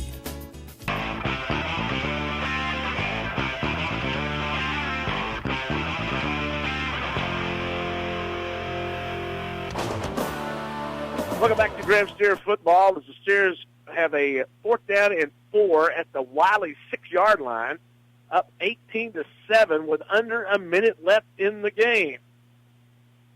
Steers come out on the field. You've got Casey Cannon back at running back, receivers left and right. Turner in the gun. There's a snap. Hand to Cannon. And he gets it down to about the 3-yard line, and that's going to turn the ball over to the Bulldogs with a 58 seconds left, and the defense is going to be called on again to put the stop to it here with the Bulldogs. Let me tell you, the real kicker there is the clock never started, Rick. Yep. They've got that clock keeper from out at Vernon helping them out tonight. A little home field advantage. The ball's at the 4-yard line. By the way, I want to tell you that Matlock Optical is our referee sponsor, and they are the Abilene chapter tonight from the referees after Steers have been penalized many times tonight, Abilene twice. But very costly for them. Very costly for them. I formation, receivers left and right. They're going to hand the ball off to Kepner, and he's going to be knocked off his feet by Hunter Baca after a 1-yard gain. Baca fired up after that play. That's his big hit tonight. Clock still ticking at 42 seconds left. About 40 people left over here on the Wylie side. They've all decided to go home tonight, and we appreciate them listening to us on LakeCountryRadio.net. Twin receivers right. Split backfield. There's the snap. He's going to hand it off again. And this time, on Arredondo with a big hit on the nose guard and bringing them down. And the Steers are going to win this one 18-7 over the Wylie Bulldogs to go 3-0 on the season and welcome in the state champions next week, the Argyle Eagles. And the Steers with a big win here in Wylie come up with it 18-7. We're going to have to take a 2-minute break. Come back. We're going to give your your post-game show brought to you by Graham Savings and Loan. So stick around. It's all new and waiting for you. The newly renovated Old Post Office Museum and Art Center. Expect new exhibits and art in the near future. The Old Post Office Museum and Art Center on the square in downtown Graham, across from the Young County Courthouse. Call 940-549-1470 or log on opomac.net for upcoming attractions. That's the newly remodeled Old Post Office Museum and Art Center, where art and Young County history come alive. Attention, livestock raisers. It's auction time every Monday at the Graham Livestock Commission, 203 Highway 67, just south of the old Young County Ag Barn. Owners Ronnie and Danny Harden and Stuart Heighton have sales every Monday starting at 12 noon except on selected holidays. Graham Livestock Commission is also a dealer of Neckover and Tiger trailers. Stop by and meet the owners Ronnie and Danny Harden and visit with the manager Jackie Bishop. Call for future special consignments and sales at 549-0078. The Graham Livestock Commission. That's 940-549-0078. For fast, friendly, quality laundry service, all you need to do is find Master Cleaners. And that's easy enough. We're located at 1010 Indiana. Open Monday through Friday, 7 a.m. to 5:30 p.m. We specialize in dry cleaning, laundry, wash and fold, and have oversized washer and dryers for comforters and bedspreads. So for all your laundry needs, just think Master Cleaners. One-day service is available, and we have the best starch in town.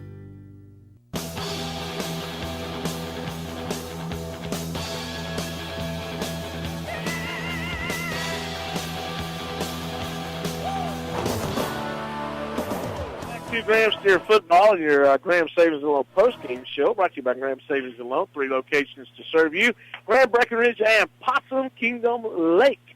Well, tonight, the Graham Auto Rebuilder player of the game. Now, we've got an offensive, defensive guy to go with. Offensively, I think there is no question whatsoever, Nick Martin. Oh, yeah, absolutely. Nick Martin had a really good game. He had 34 carries for 162 yards. And he worked, I tell you what, the left side of the line, I ain't going to leave out Jose Gonzalez and Kenneth Dixon, who did a heck of a job opening up some holes on that left side. Yeah, the offensive line really brought it tonight and opened up some great holes for Martin and for Hughes all night long. On the defensive side of the ball, your Graham Auto Rebuilder player of the game has got to go to Dustin McQuarter tonight. The way he was in the backfield all night long. He was intercepting passes. He was sacking quarterbacks. I mean, what a night for Dustin McQuarter. I'll tell you what, Dustin did have a good game, had some sacks, had a pick, and Dustin definitely deserves it. He was in the backfield a lot. You also, tonight, your Subway sub of the game, someone subbing tonight offensively for helping Nick Martin out, Hagan Hughes. Yeah, Hagan Hughes had a heck of a game, had 12 carries for 84 yards, and like you said, he gave Nick some relief after 34 carries, so you know, Hagan coming in with 12 carries for 84 yards. That's a pretty good average. All right. We'll see if we can get down and pick up some comments from Coach Davison. On the Graham side of things, but, man, they can't say enough about us and us making plays, turnovers, and the kids really got to be proud of them. We still got a ways to go to get where we need to go, but, boy, today was a good step forward.